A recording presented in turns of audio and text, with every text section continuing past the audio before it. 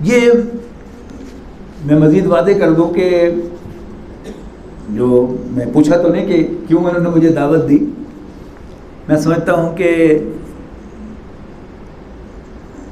علی جنید میر صاحب نے جو مجھے دعوت دی اس مضمون کو پڑھانے کی، اس کی وجہ یہ ہے کہ بالکل جیسے پہلے ڈاکٹر صاحب پر تو رفقائے تنظیم کو بڑا کنسرن ہوا کرتا تھا کہ یہ ڈاکٹر صاحب نے کیا بیان دے دیا اور یہ کیا بیان دے دیا، آج بھی وقتاً فوقتاً ایسا ہوتا ہے کہ جی بیگ صاحب نے یہ کیا کہہ دیا اور تنظیم نے یہ کیا موقف اختیار کر لیا.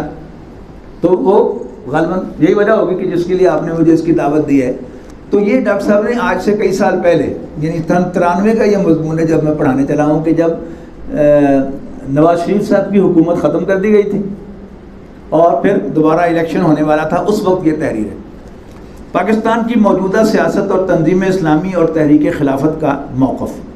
اس کی بھی ابتدا میں تو وہی بات ہے جو میں آپ کو ابتدا میں بتا چکا ہوں کہ تنظیم اسلامی الیکشن کا حصہ نہیں بنتی، لیکن ایک تو سیاست میں بھرپور حصہ لیتی ہے، اپنی رائے دیتی ہے. بانی تنظیم نے یہ روایت ڈالی، اگرچہ اس وقت یہ میں سمجھتا تھا کہ یہ انہی کو زیب دیتا تھا، بلکہ یہ شاید آپ کے علم میں ہوگا کہ مجھے 6.5-7 سال تک یہ اعزاز حاصل ہوا ہے کہ مسجد دارالسلام میں ڈاکٹر صاحب کی عدم موجودگی میں جمعہ میں پڑھاتا رہا. اور ایک دفعہ میں نے صاف طور پر وہاں کہہ دیا تھا، میں نے کہا جی جو عام خطبہ ہوتا ہے دینی حصہ وہ میں نے دیا. میں نے کہا جی اس کے بعد ڈاکٹر صاحب سیاسی گفتگو کیا کرتے تھے تو آئی ایم ٹو ینگ کہ میں سیاسی گفتگو کروں. اس کی میں نے مثال بھی دی کہ سیاست جو ہے یہ بہت ہی اعلیٰ درجے کی جو فہم کی بات ہے. یہ ہر ایرا غیرہ کا کام نہیں ہے کہ وہ سیاسی تبصرے کرے اور سیاسی بات کرے. اس کی میں نے مثال دی کہ نبی اکرم صلی اللہ علیہ وسلم کی ایک سیاسی چال تھی کہ نبی اکرم صلی اللہ علیہ وسلم نے بظاہر دب کر صلح حدیبیہ کر لی. آگے صلح حدیبیہ ذہن میں، اور ایک جگہ پر تو حضرت عمر رضی اللہ تعالیٰ عنہ سے رہا نہیں گیا اور وہ گئے ہیں اور ساری عمر پچھتاتے رہے کہ میں نے یہ گستاخی کیوں کی، کہیں میرا ایمان ضائع نہ ہو جائے کہ لا ترفعوا اصواتکم فوق صوت النبی، کہ نبی صلی اللہ علیہ وسلم کے سامنے اپنی آوازوں کو بلند نہ کیا کرو، کہیں ایسا نہ ہو کہ تمہارے سارے اعمال ہبط ہو جائیں، ایمان جو ضائع ہو جاتا ہے. تو آگے حضرت عمر کے یا رسول اللہ السنا علی الحق، اللہ کے رسول کیا ہم حق پر نہیں ہیں؟ آپ نے فرمایا بلا کیوں نہیں، ہم حق پر ہیں. تو حضرت عمر نے کہا پھر یہ ہم دب کر صلح کیوں کر رہے ہیں؟ فرمایا صبر. تو وہ جو نبی اکرم صلی اللہ علیہ وسلم کی نظر جہاں پر تھی، اور پھر قرآن مجید نے اسی کو صلح فتح مبین کہا ہے نا. تو آپ سمجھیے کہ اس دنیا کے جو مانے ہوئے اسٹیٹس مین ہیں، حضرت عمر رضی اللہ تعالیٰ عنہ کو دنیا نے تسلیم کیا نا. ان جیسا سیاستدان، ان جیسا حاکم کتنے پیدا ہوئے دنیا میں. حضور صلی اللہ علیہ وسلم کی اس موو کو وہ بھی نہیں سمجھ پائے تھے. بلکہ اس میں ایک دلچسپ بات آپ کو بتا دوں کہ صلح حدیبیہ کے موقع پر نبی اکرم صلی اللہ علیہ وسلم نے حضرت عمر رضی اللہ تعالیٰ عنہ سے کہا کہ جاؤ ذرا تم گفتگو کر کے آؤ قریش کے ساتھ کہ ہم صرف عمرہ کرنے کے لیے آئے ہیں، ہمارا لڑنے کا کوئی ارادہ نہیں ہے.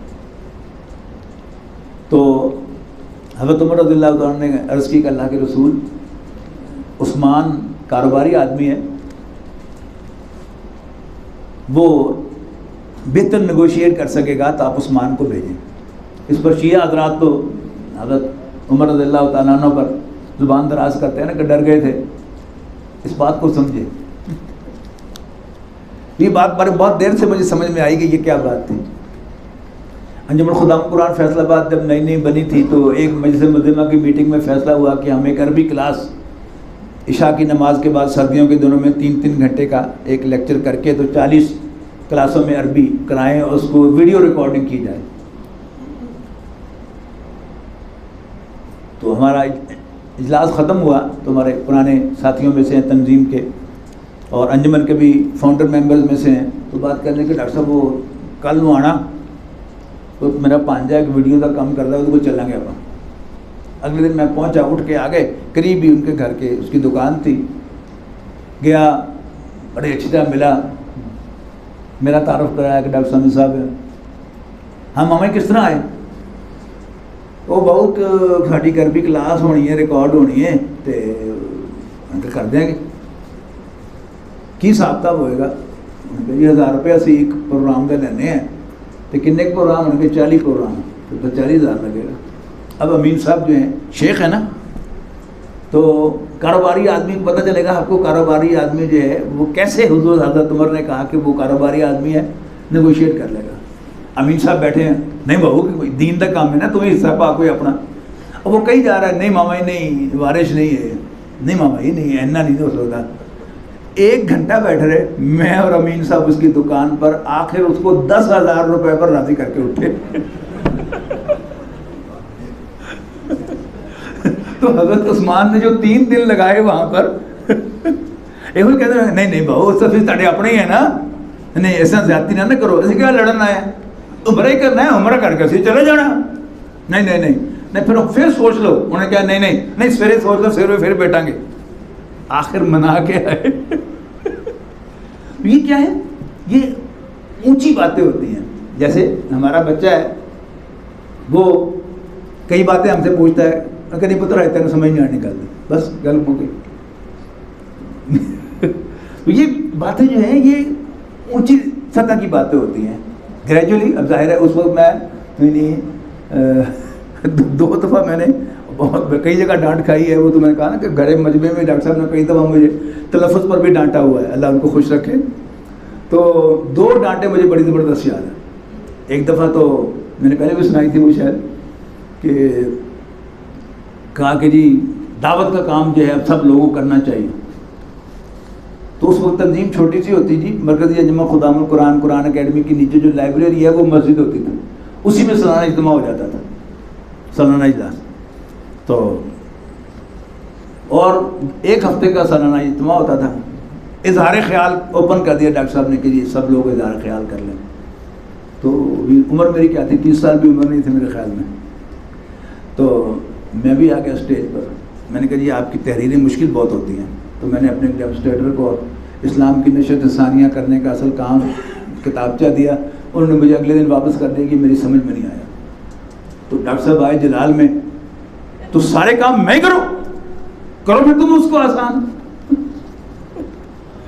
ایک دفعہ جب جنرل ضیاء الحق صاحب نے ماشاء اللہ لگایا اور انہوں نے اعلان کیا کہ جی اسلام ہم نافذ کریں گے, تو ڈاکٹر صاحب نے پھر یہی تذکرہ تبصرہ, یہ عنوان ہوتا تھا میثاق کے اداریے کا. جب ڈاکٹر صاحب خود اداریہ لکھتے تھے نا, تو وہ کئی صفحے کا ہوتا تھا, 20 صفحے کا, 30 صفحے کا, تو پورا ایک اداریہ ہوتا تھا.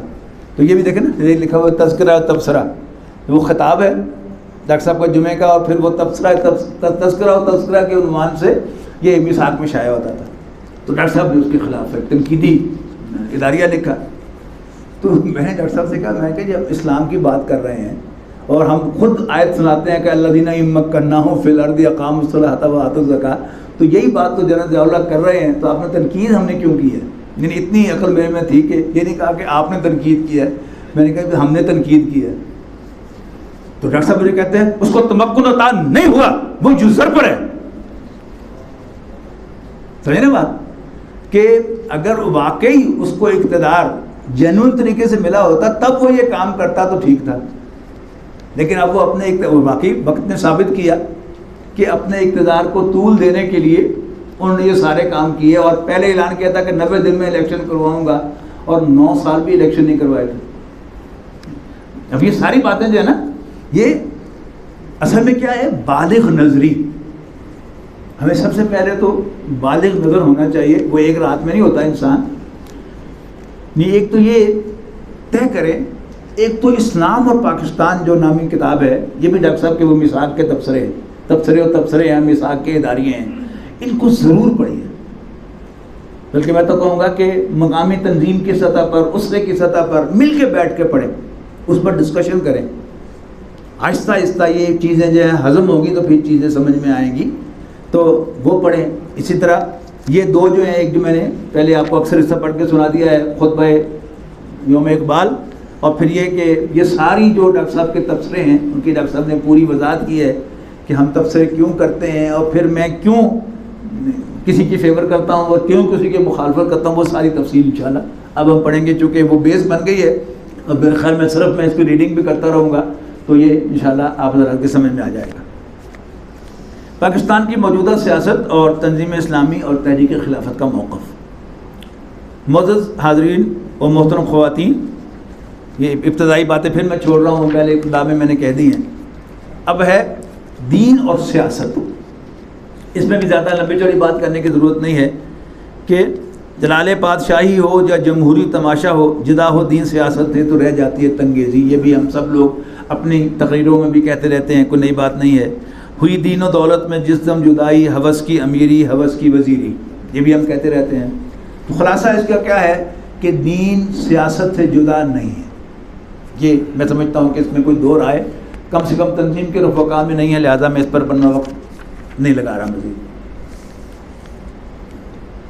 اس کے بعد پھر کہا ہے کہ کانت بنو اسرائیل تسوسہم، یہ حدیث مبارکہ ہے، کانت بنو اسرائیل تسوسہم الانبیاء کلما ہلک نبی خلفہ نبی، یعنی بنی اسرائیل کی سیاست انبیاء کے ہاتھوں میں تھی، جیسے ہی کوئی نبی فوت ہوتا تھا اس کا جانشین بھی نبی ہی ہوا کرتا تھا۔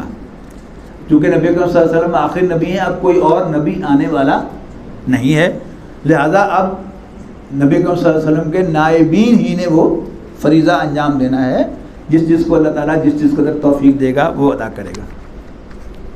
اس کے بعد آ رہا ہے جی پاکستان کے معروضی حالات۔ سیاست کے بارے میں 5 بنیادی نکات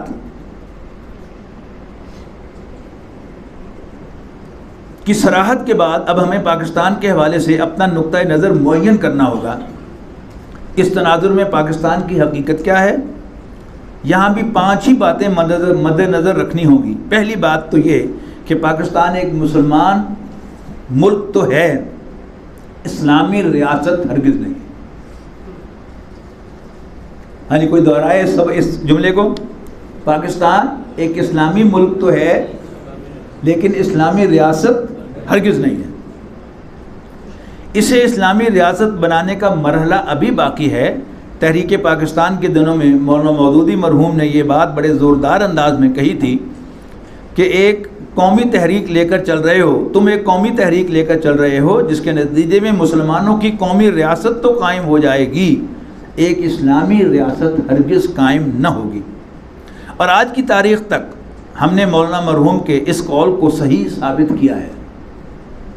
اس وقت ایک رائے یہ تھی کہ اگر مسلمانوں کی اکثریت کا ملک وجود میں آ جائے تو وہاں پر اسلامی ریاست قائم کرنا آسان ہوگا۔ اب مستقبل میں تو شاید کہ ہم یہ کر گزریں اور اس طرح تحریک پاکستان کا موقف درست ثابت ہو جائے، لیکن تاحال تو یہ بات پوری طرح صحیح ہے کہ مسلمانوں کی ایک قومی ریاست تو وجود میں آ گئی ہے، لیکن اس پر اسلامی ریاست کا لیبل چسپاں کسی بھی اعتبار سے کرنا درست نہیں ہے۔ یہ ہماری بدقسمتی ہے کہ دنیا میں اس وقت 50-60 مسلمان ممالک ہیں جہاں نام کے مسلمان یقیناً اکثریت میں ہیں، لیکن ان میں سے کسی کو بھی اسلامی ریاست نہیں کہا جا سکتا۔ دیگر مسلمان ممالک کی طرح پاکستان بھی مسلمانوں کا ملک تو ہے لیکن اسلامی ریاست نہیں ہے۔ اللہ کا شکر ہے کہ یہاں مسلمانوں کی اکثریت ہے، مسجدیں محفوظ ہیں، اور ایودھیہ کی بابری مسجد کی طرح یہاں کوئی مسجد گرائی نہیں جا سکتی، لیکن اسلامی نظام یہاں قائم نہیں، بلکہ نظام تو بہت بڑی بات ہے، یہاں کے قوانین تک اسلامی نہیں ہیں اور اسلامی حدود و تعزیرات تک نافذ نہیں ہیں۔ یہاں چوری کرنے پر کسی کا ہاتھ نہیں کاٹا جاتا، زانی کو سنسار نہیں کیا جاتا، کوڑے نہیں لگائے جاتے، نہ نظام صلاۃ قائم ہے اور نہ وہ نظام زکوٰۃ کے جس میں تمام اموال ظاہرہ پر زکوٰۃ لازماً وصول کی جائے گی اور ہر شہری کی بنیادی ضروریات اور معاشی کفالت کا ذمہ لیا گیا ہو۔ آپ خود ہی فیصلہ کیجئے کہ جس نظام معیشت کے رگو پے اور ریشے ریشے میں سود شرائط کیے ہوئے ہو، کیا اسے اسلامی نظام کہیں گے؟ پھر حقیقت یہ ہے کہ ہمارا قومی مزاج بھی سیکولر ہے، یہ نوٹ کر لیجئے گا۔ پھر حقیقت یہ ہے کہ ہمارا قومی مزاج بھی سیکولر ہے۔ میں صرف لیڈروں یا سرمایہ داروں کو مورد الزام نہیں ٹھہرا رہا، بلکہ معاشرے کے عام رجحان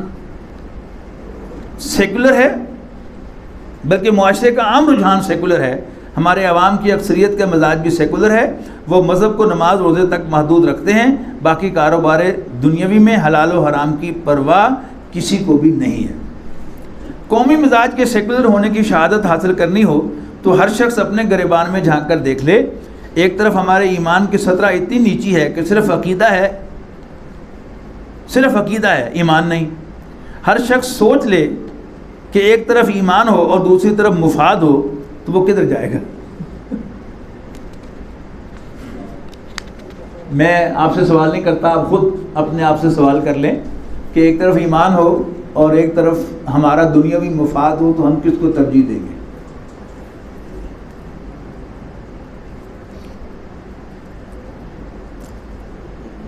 یہ اس کے ایمان کا لٹمس ٹیسٹ ہے۔ سیدھی سی بات ہے، ہر شخص ذاتی محاسبہ کرے کہ پیسے میں زیادہ وزن ہے یا اللہ کے حکم میں۔ آج اچھے بھلے مسلمان لوگ کہتے سنائی دیتے ہیں کہ جی سود حرام ہوگا لیکن اس کے بغیر کام نہیں چل سکتا۔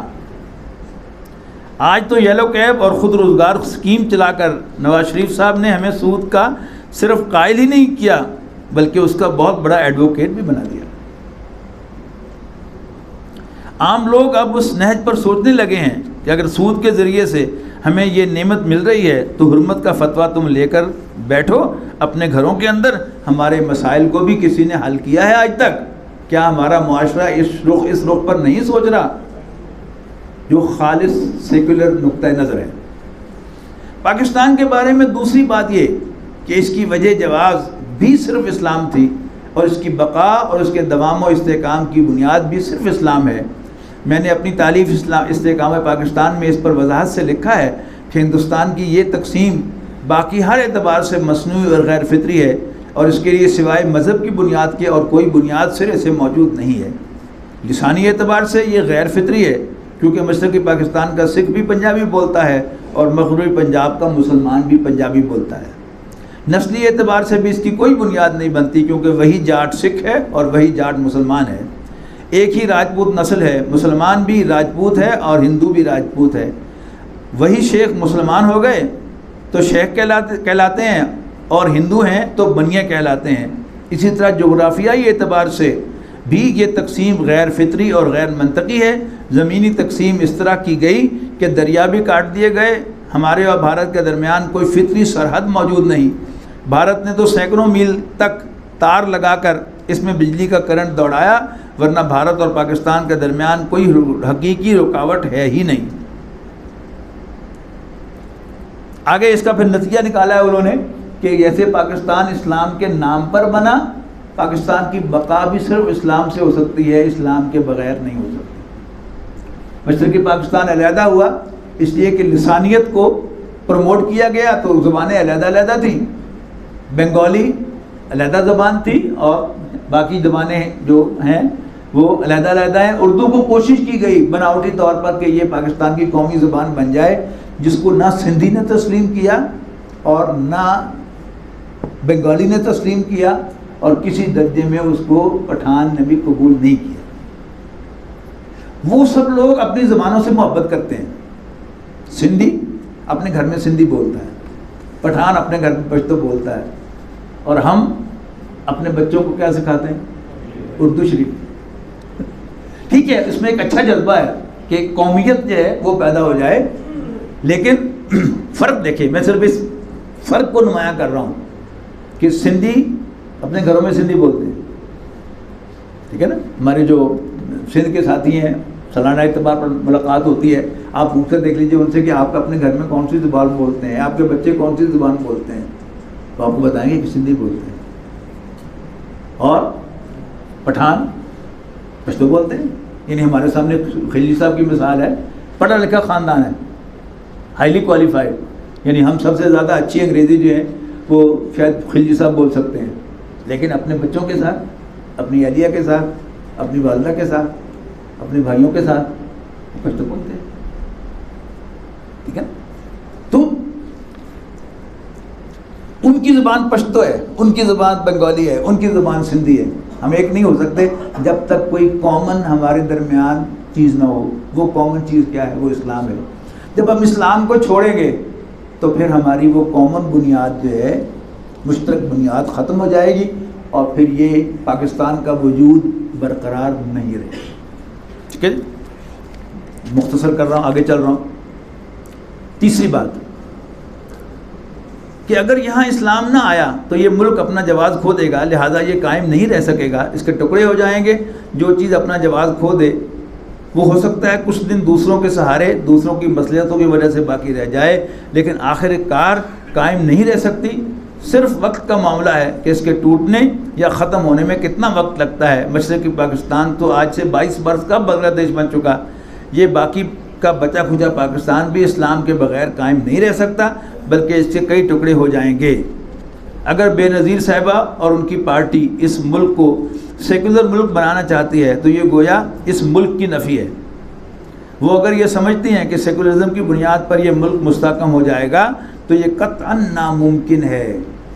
وہ پہلے حصے میں تعریف آئی تھی نا ان کی, اب یہ ان پر تنقید آ رہی ہے. اور یہ ڈاکٹر صاحب کا تو رائے امتیاز ہے, یہ آپ کو ڈاکٹر صاحب کی تحریروں میں, ان کی تقاریر میں بھرپور ملے گی کہ جس وقت انہوں نے صحیح سمجھا ڈٹ کر صحیح کہا ہے.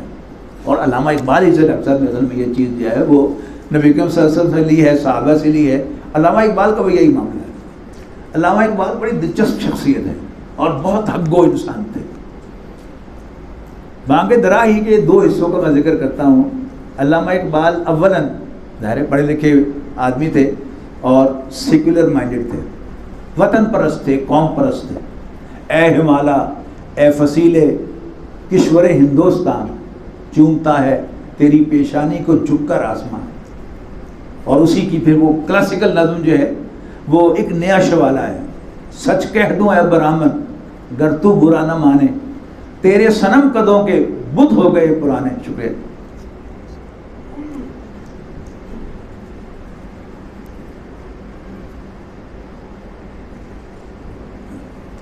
اپنوں سے بیر رکھنا تو نے بتوں سے سیکھا, واعظ کو بھی خدا نے جنگ و جدل سکھایا. تنگ آ کے آخر میں نے دیر و حرم کو چھوڑا, واعظ کا واز چھوڑا چھوڑے تیرے فسانے. پتھر کی مورتوں میں سمجھا تو خدا ہے, خاک وطن کا مجھ کو ہر ذرہ دیوتا ہے.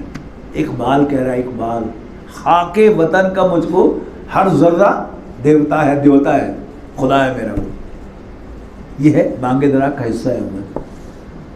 پھر علامہ اقبال شعوری طور پر مشرف با اسلام ہوئے. پہلے تو منسلی مسلمان تھے نا, پھر اللہ تعالیٰ نے ان کو شعوری طور پر اسلام قبول کرنے کا اعزاز بخشا, اور اللہ تعالیٰ کی مہربانی سے ہوتا ہے یہ. اور پھر بانگ درا کے حصہ سوم میں وطنیت پڑھی ہے. اس دور میں اور ہیں, جام اور ہیں, جم اور, ساقی نے بنا کی روش لطف و ستم اور, تہذیب کے آذر نے ترشوائے سرم اور, مسلم نے بھی تعمیر کیا اپنا حرم اور. ان تازہ خداؤں میں بڑا سب سے وطن ہے, جو پیرہن اس کا ہے وہ مذہب کا کفن ہے. یہ بت کے تراشیدہ تہذیب نبی ہے. جدید تہذیب کا یہ تراشا ہوا بت ہے, یہ بت کے تراشیدہ تہذیب نبی ہے. غارت گرے کاشانہ دین نبوی ہے, بازو تیرا توحید کی قوت سے قوی ہے. اسلام تیرا دیس ہے تو مصطفی ہے, نظارہ دیرینہ زمانے کو دکھا دے. اے مصطفی خاک میں اس بت کو ملا دے. اور پھر آگے چل کر تو پھر چینو عرب ہمارا, ہندوستان ہمارا, مسلم میں ہم وطن ہے, سارا جہاں ہمارا. اور بھی ہم نے پڑھا کہ تاب و خاک کاشغر. لیکن یہ علامہ اقبال ہے, ایک ہی شخص ہے. شروع میں علامہ اقبال وحدت الوجود کے پینتھیسٹک تصور کے قائل تھے.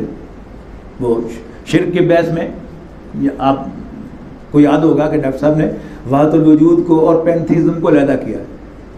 پینتھیزم کیا ہے؟ یہ شرک ہے, اللہ تعالیٰ کی ذات میں کسی کو شریک بنانا, اس کی نفی. پہلے علامہ اقبال جو تھے, یہ خاک وطن کا مجھ کو ہر ذرہ دیوتا ہے, یہ پینتھیزم ہے. اس کے بعد پھر انہوں نے اس کی نفی کی. لیکن جب آئنسٹائن کا نظریہ اضافت آیا تو پھر وہ جو دوسرا کانسیپٹ ہے وحدت الوجود کا کانسیپٹ, یعنی اس کو کنفیوز کیا جاتا ہے نا کہ پینتھیزم کو بھی وحدت الوجود کہہ دیتے ہیں, اسی لیے امام نے تیمیہ رحمۃ اللہ علیہ نے اس کی بڑی زوردار نفی کی ہے. اصل میں انہوں نے کنفیوز کیا ہے پینتھیزم کو, وحدت الوجود کو آپس میں. اصطلاح وہ استعمال کیا ہے لیکن اس کو کنسیڈر کیا ہے پینتھیزم. اس کے بعد پھر علامہ اقبال دوبارہ جو ہے وحدت الوجود کے قائل ہوئے ہیں، لیکن یہ وحدت الوجود کیا تھا کہ اللہ تعالیٰ کے وجود کے مقابلے میں اور کوئی وجود ہے ہی نہیں، ایک ہی صرف وجود ہے، اصل وجود، باقی وہم و خیال ہے، کنسیڈریشن ہے، نظر آتا ہے، اس کی حقیقت کوئی نہیں، عارضی ہے نا، حادث اور قدیم کی بحث عارضی ہے، جب تک اللہ تعالیٰ اس کو قائم رکھے گا، اس کائنات کو یہ رہے گی، اور جب اللہ تعالیٰ فیصلہ کرے گا کہ یہ باقی نہ رہے تو ایک دم اس کا وجود ختم ہو جائے گا۔ یہ وحدت الوجود کا وہ تصور ہے کہ اصل وجود، حقیقی وجود، دائمی وجود، قدیم وجود، ایبسولوٹ وجود صرف اللہ کا وجود ہے۔ اور جن لوگوں نے فزکس پڑھی ہے تو آئنسٹائن کی ایکویشن میں وہ الفاظ ہیں کہ nothing is at absolute rest and nothing is in absolute motion.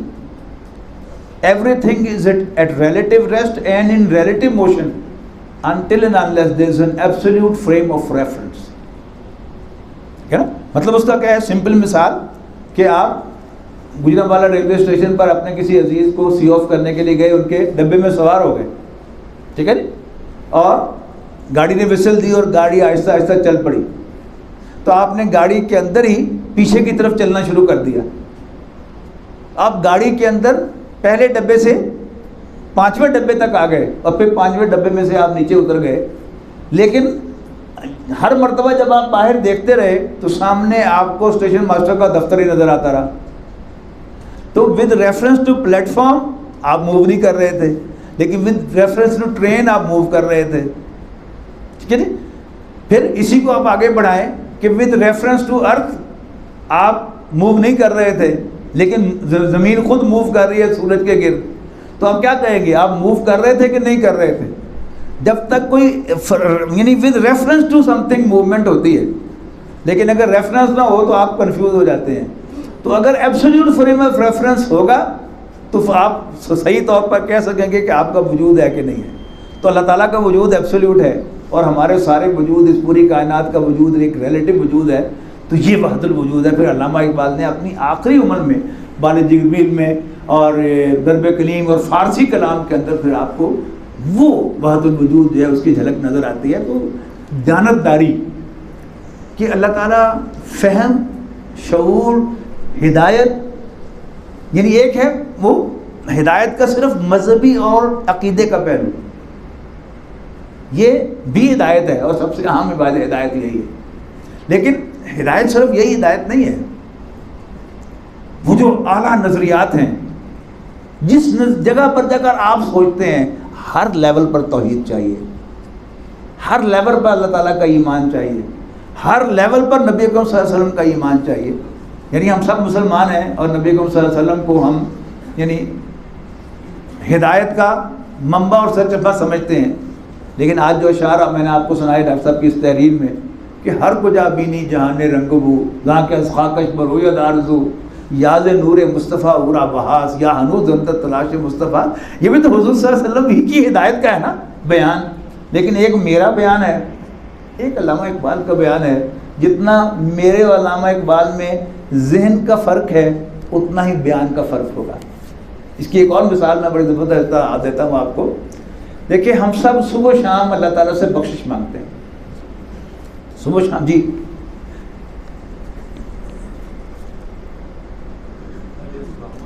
وعلیکم السلام۔ جی جی، لیکن آپ نے ان کی تعلیم کا نہیں بیان کیا کہ کہاں کہاں جا کے انہوں نے تعلیم حاصل کی اور پی ایچ ڈی،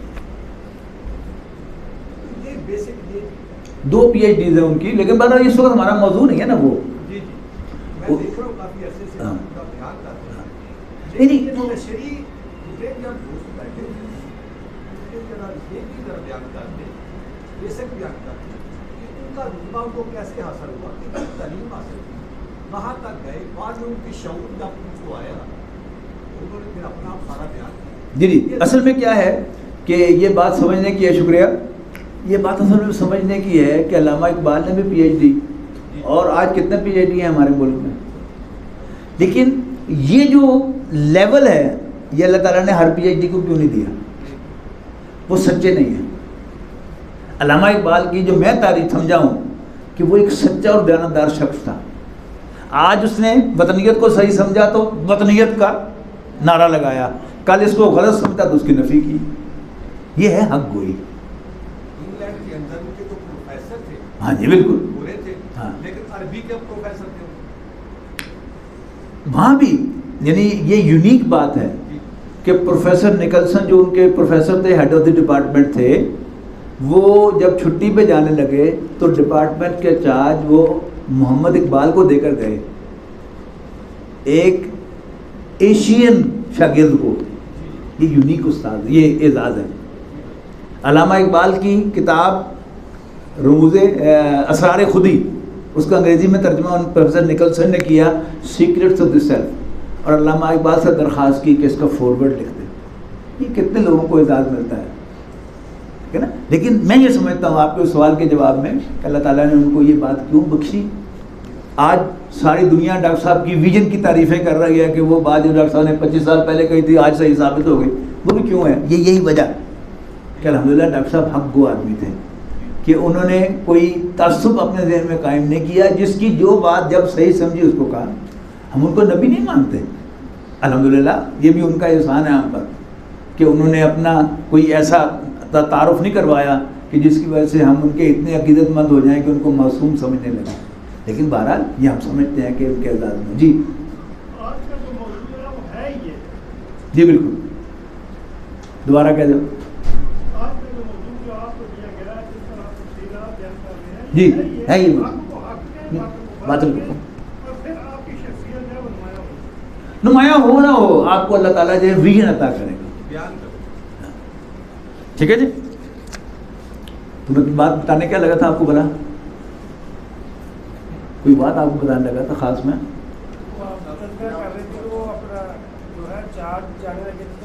نہیں وہ تو ان کے سوال کے, اس سے پہلے میں کیا بات کہنے لگا, بل پھر یاد آ گئی تو بتا دوں گا.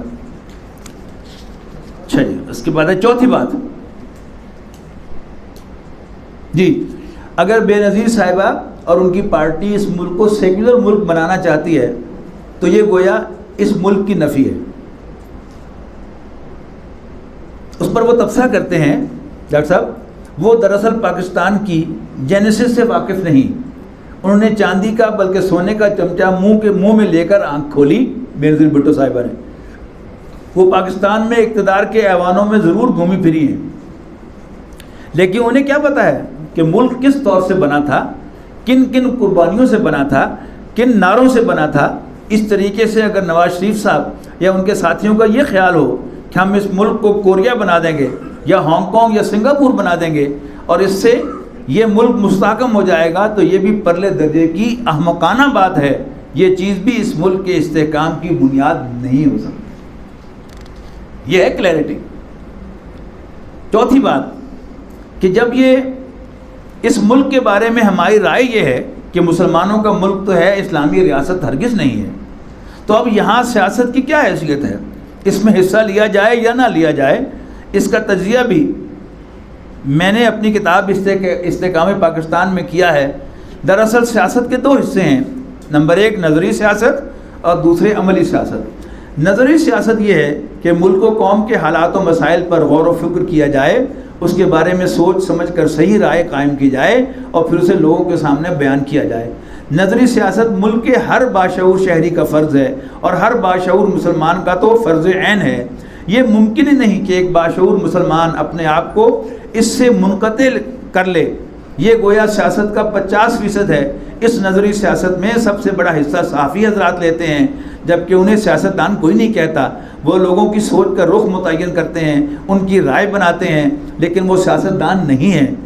یہود ساری دنیا پر, خاص طور پر امریکہ پر ذرائع ابلاغ ہی کی وجہ سے چھائے ہوئے ہیں. ٹیلی ویژن ہو یا پریس, تمام ذرائع ابلاغ ان کے قبضے میں ہیں, اور اسی وجہ سے وہ پوری امریکی قوم کی سیاست کا رخ معین کرتے ہیں. بقول اقبال, فرنگ کی رگے جہاں پنجہ یہود میں ہے. میں خود نظری سیاست کا نہ صرف قائل ہوں بلکہ اس میں خود حصہ لیتا رہا ہوں. ہماری تنظیم اسلامی بھی اس میں بھرپور حصہ لیتی رہی ہے, اور میرے نزدیک ہر مسلمان کو اس میں حصہ لینا چاہیے. البتہ سیاست کا دوسرا حصہ عملی سیاست ہے. اس عملی سیاست کو بھی دو حصوں میں تقسیم کر دیجئے. عملی سیاست کا ایک پہلو ہے ملک میں جو نظام قائم ہے اسے چلانے کے لیے سیاست, جبکہ اس کا دوسرا پہلو ہے موجودہ نظام کو غلط سمجھتے ہوئے اسے بدلنے کے لیے سیاست۔ اول ذکر انتخابی سیاست ہے اور مؤخر ذکر انقلابی سیاست۔ ملک میں جو قائم نظام ہے اسے اگر آپ درست سمجھتے ہیں تو اسے چلانے کے لیے الیکشن میں حصہ لیجئے، اپنا منشور دیجئے، اپنی پالیسی دیجئے، الیکشن میں اپنے امیدوار کھڑے کیجئے، پھر الیکشن میں جن کو بھی وہ عوام ووٹ دے دیں گے وہ نظام حکومت چلائیں گے۔ اگر آپ کو عوام نے منتخب نہیں کیا تو اپوزیشن میں بیٹھ کر اپنا رول ادا کرتے رہیے اور منتظر رہیے، ہو سکتا ہے اس سے اگلے الیکشن میں لوگ آپ کو ووٹ دے دیں۔ لیکن یہ جو سیاسی عمل ہے جسے انتخابی عمل کا نام دیا جاتا ہے، یہ نظام کو بدلنے کے لیے نہیں ہوتا بلکہ پہلے سے قائم نظام کو چلانے کے لیے ہوتا ہے۔ امریکہ کے انتخابات میں حصہ لینے والے ڈیموکریٹس ہوں یا ریپبلکنس، وہ نظام نہیں بدلنا چاہتے، وہ اسی نظام کو چلانا چاہتے ہیں۔ گویا امریکہ میں قائم پارلیمانی جمہوری نظام ان کے مابین متفق علیہ ہے، نہیں یہ صدارتی نظام ہونا چاہیے، یہ غلطی لکھا ہے۔ اسی طرح برطانیہ میں کنزرویٹو پارٹی ہو یا لیبر پارٹی، ان میں برطانیہ کے نظام کو کوئی نہیں بدلنا چاہتا، البتہ اس کو بہتر سے بہتر انداز میں چلانے کے لیے یہ اپنی طرف سے بہتر پالیسیاں پیش کرتے رہتے ہیں۔ تو یہ ہے کسی نظام کو چلانے کی سیاست جو عہد حاضر میں انتخابی سیاست کہلاتی ہے۔ اس میں اور انقلابی سیاست میں زمین و آسمان کا فرق ہے۔ انقلابی سیاست پہلے سے موجود نظام کو بدلنے کی سیاست ہے۔ جو شخص موجودہ نظام ہی کو غلط سمجھتا ہے اسے الیکشن میں حصہ لے کر کیا کرنا ہے؟ یہ اس کے وقت کا ضیاع ہے۔ فرض کریں اگر امریکہ میں کمیونسٹ ہوں تو وہ الیکشن میں حصہ نہیں لیں گے، حصہ لیں گے یا نہیں، بلکہ وہ تو کچھ اور ہی کام کریں گے۔ اگر ان کا داؤ چل جائے تو وہ انقلاب کی جدوجہد کریں گے، انتخابات میں آ کر اپنی منزل کھوٹی نہیں کریں گے۔ اور دنیا میں جیسے انقلاب آتے ہیں وہ سب کو معلوم ہے، جیسے روس کا انقلاب آیا، جیسے فرانس کا انقلاب آیا تھا، اور جیسے ایران میں انقلاب آیا تھا، اور کس کو معلوم نہیں؟ خمینی صاحب وہاں قیامت تک انتخابات کے ذریعے برسر اقتدار نہیں آ سکتے تھے، اور وہاں جو بھی تبدیلی جس درجے کی بھی آئی وہ نہ انتخابات کے ذریعے سے آ سکتی تھی اور نہ ہی واعظ و نصیحت اور تلقین و تبلیغ کے ذریعے آ سکتی تھی۔ وہاں جو تبدیلی آئی ہے اس سے ہمارا اتفاق ضروری نہیں ہے، ہمیں کمیونزم سے اتفاق نہیں ہے، لیکن اس کی بھی مثال تو دے رہے ہیں کہ اس کے عنوان سے ایک انقلاب تو دنیا میں آیا تھا۔ تو ہم نے اپنے لیے جو راستہ منتخب کیا ہے وہ اسی انقلابی سیاست کا ہے، انتخابی سیاست کا نہیں ہے۔ اس طرح میں اور میرے ساتھی 75% سیاست میں ہیں لیکن 25% سیاست میں نہیں ہیں، اور وہ ہے انقلابی سیاست، انتخابی سیاست۔ ہمارے نزدیک یہاں جو جائز سیاست ہے وہ انقلابی سیاست ہے۔ یہ بھی چھوڑ رہا ہوں، اگلے پھر ٹاپک پہ جا رہا ہوں۔ یہ سمجھ میں آ گیا نا؟ انقلابی سیاست کا مفہوم۔ اس سلسلے کی اگلی بحث یہ ہے کہ وہ انقلابی سیاست ہے کیا، اسے اختصار کے ساتھ واضح کر دیتا ہوں۔ یہ وہ موضوع ہے جس پر میں نے پوری مفصل تقریریں کی ہیں۔ اس ضمن میں منہج انقلاب نبوی کے عنوان سے کتاب بھی موجود ہے جو میرے 11 خطبات جمعہ پر مشتمل ہے۔ پھر اس کو مزید مختصر کر کے اس سال قرآن ایڈیٹوریم میں 5 خطابات میں بیان کیا ہے، جس کے ویڈیوز کیسٹ بھی تیار ہو گئے ہیں۔ یہاں میں اس بات کو چند جملوں میں بیان کر رہا ہوں، اور یہ بات اچھی طرح جان لیجئے کہ اس ملک میں اسلام کبھی بھی انتخابی سیاست کے راستے سے نہیں آ سکتا، بلکہ جب بھی آئے گا انقلابی عمل ہی کے ذریعے سے آئے گا۔ انقلابی سیاست یا انقلاب کا عمل یہ ہے کہ سب سے پہلے لوگوں میں ذہنی اور فکری تبدیلی برپا کی جائے۔ اس میں میرے خیال میں آپ کا وقت ضائع نہ کروں، آگے چلتا ہوں، یہ تو ہر ہمارے تنظیم کے رفیق کو معلوم ہے۔ البتہ یہ بات نوٹ کرنے کی ہے کہ یہ تبدیلی اکثریت میں نہیں آیا کرتی۔ یہ تبدیلی، انقلابی تبدیلی جو ہے یہ اکثریت میں نہیں آیا کرتی، ہمیشہ ایک اقلیت میں آتی ہے، لیکن وہ اقلیت منظم ہو کر اپنی تنظیم کے بل پر نہیں پر نہایت مؤثر ہو جاتی ہے، جسے آپ کہتے ہیں ایک اکیلا 211، اور تیسرا لگ گیا تو 111، چوتھا لگ گیا تو 1111۔ اس اعتبار سے وہ اقلیت منظم ہونے کے بل پر غالب آتی ہے اور نظام کو بدل دیتی ہے، ورنہ ایسے لوگ کبھی بھی دنیا میں اکثریت میں نہیں ہوئے۔ خود رسول اللہ صلی اللہ علیہ وسلم کے زمانے میں بھی پورے جزیرہ نما عرب کی تعداد کے اعتبار سے دیکھیں تو اکثریت مومنین صادقین کی نہیں تھی۔ یہاں کسی کو کوئی مغالطہ نہ ہو، میں پورا جزیرہ نما عرب کی بات کر رہا ہوں کہ وہاں اکثریت مومنین صادقین کی نہیں تھی، صرف مکے اور مدینہ کی بات نہیں کر رہا، اگر پورے ملک عرب میں اکثریت مومنین صادقین کی ہوتی تو کیا مسلمہ کذاب کا ساتھ دینے کے لیے لاکھوں آدمی نکل آتے؟ کیا زکوٰۃ کا انکار کرنے والے لاکھوں آدمی میدان میں آ جاتے؟ یہ کیسے ہو سکتا ہے کہ مومن صادق ہو اور پیچھے ہٹ جائے؟ این خیال است و محال است و جنو. جو مومن صادق ہے اس کے تو چاہے بخیے ادھر دیے جائیں، اس کے جسم کی دھجیاں اڑا دی جائیں، تب بھی وہ پیچھے نہیں ہٹتا. معلوم ہوا کہ وہاں پر بھی عرب کی اکثریت آبادی کے اعتبار سے اصل حکم وہی تھا جو سورہ حجرات میں بئیں الفاظ وارد ہوا ہے، قالت الاعراب آمنا قل لم تؤمنوا ولکن قولوا اسلمنا. یہ بھی میں چھوڑ رہا ہوں کیونکہ یہ ہمارا تو ہر ساتھی جو ہے اس کو بیان کر سکتا ہے. آگے میں جو اصل ہمارے کنسرن کے مسائل ہیں ان کی طرف آتا ہوں.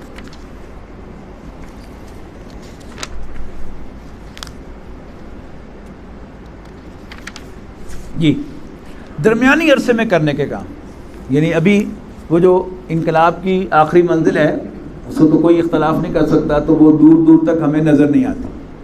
ابھی تو فذکر بالقرآن من یخاف وعید، تنظیم، دعوت، تنظیم، تزکیہ، ہم ان مراحل کے اندر ہیں.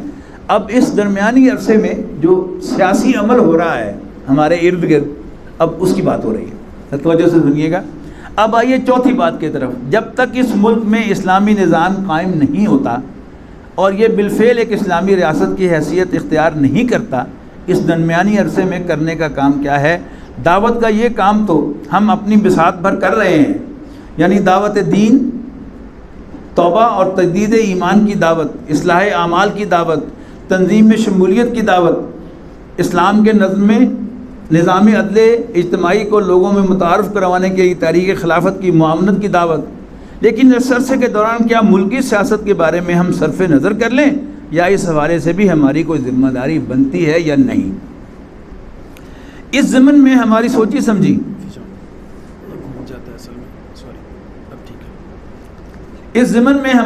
سمجھی رائے یہ ہے کہ یہ چونکہ بہر صورت ایک مسلمان معاشرہ ہے، گو اسلامی ریاست نہیں مگر مسلمان ملک تو ہے، یہاں کے بسنے والے 85% سے زائد نام کے مسلمان تو ہیں، محمد رسول اللہ صلی اللہ علیہ وسلم کے نام لیوا تو ہیں، کلمہ گو تو ہیں، لہذا اس کی وقتی سیاست کے حوالے سے بھی ہم پر ایک دینی فریضہ عائد ہوتا ہے. میں یہ بات آج خاص طور پر بہت وضاحت سے کہہ رہا ہوں کیونکہ بہت سے حضرات مجھے بہت ہی خیرخواہی سے مشورہ دیا کرتے ہیں کہ آپ خام خواہ سیاسی تبصرے کرتے ہیں، تجزیے کرتے ہیں اور اس ضمن میں مشورے دیتے رہتے ہیں، جبکہ اس کا فائدہ تو کچھ ہوتا نہیں. نہ بے نظیر آپ کی سنتی ہیں، نہ نواز شریف، اور نہ ہی صدر اسحاق سنتے ہیں، اور تو اور ضیاء الحق نے بھی آپ کی بات نہیں سنی. تو اس سے کیا فائدہ؟ اس سے فائدہ کیا؟ آپ کیوں خام خواہ وقت ضائع کرتے ہیں؟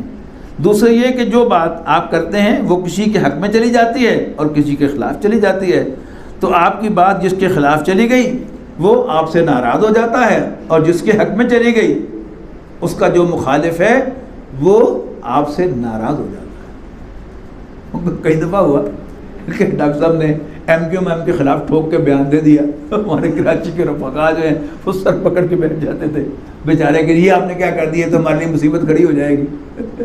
لیکن ڈاکٹر صاحب کبھی بات نہیں آئے.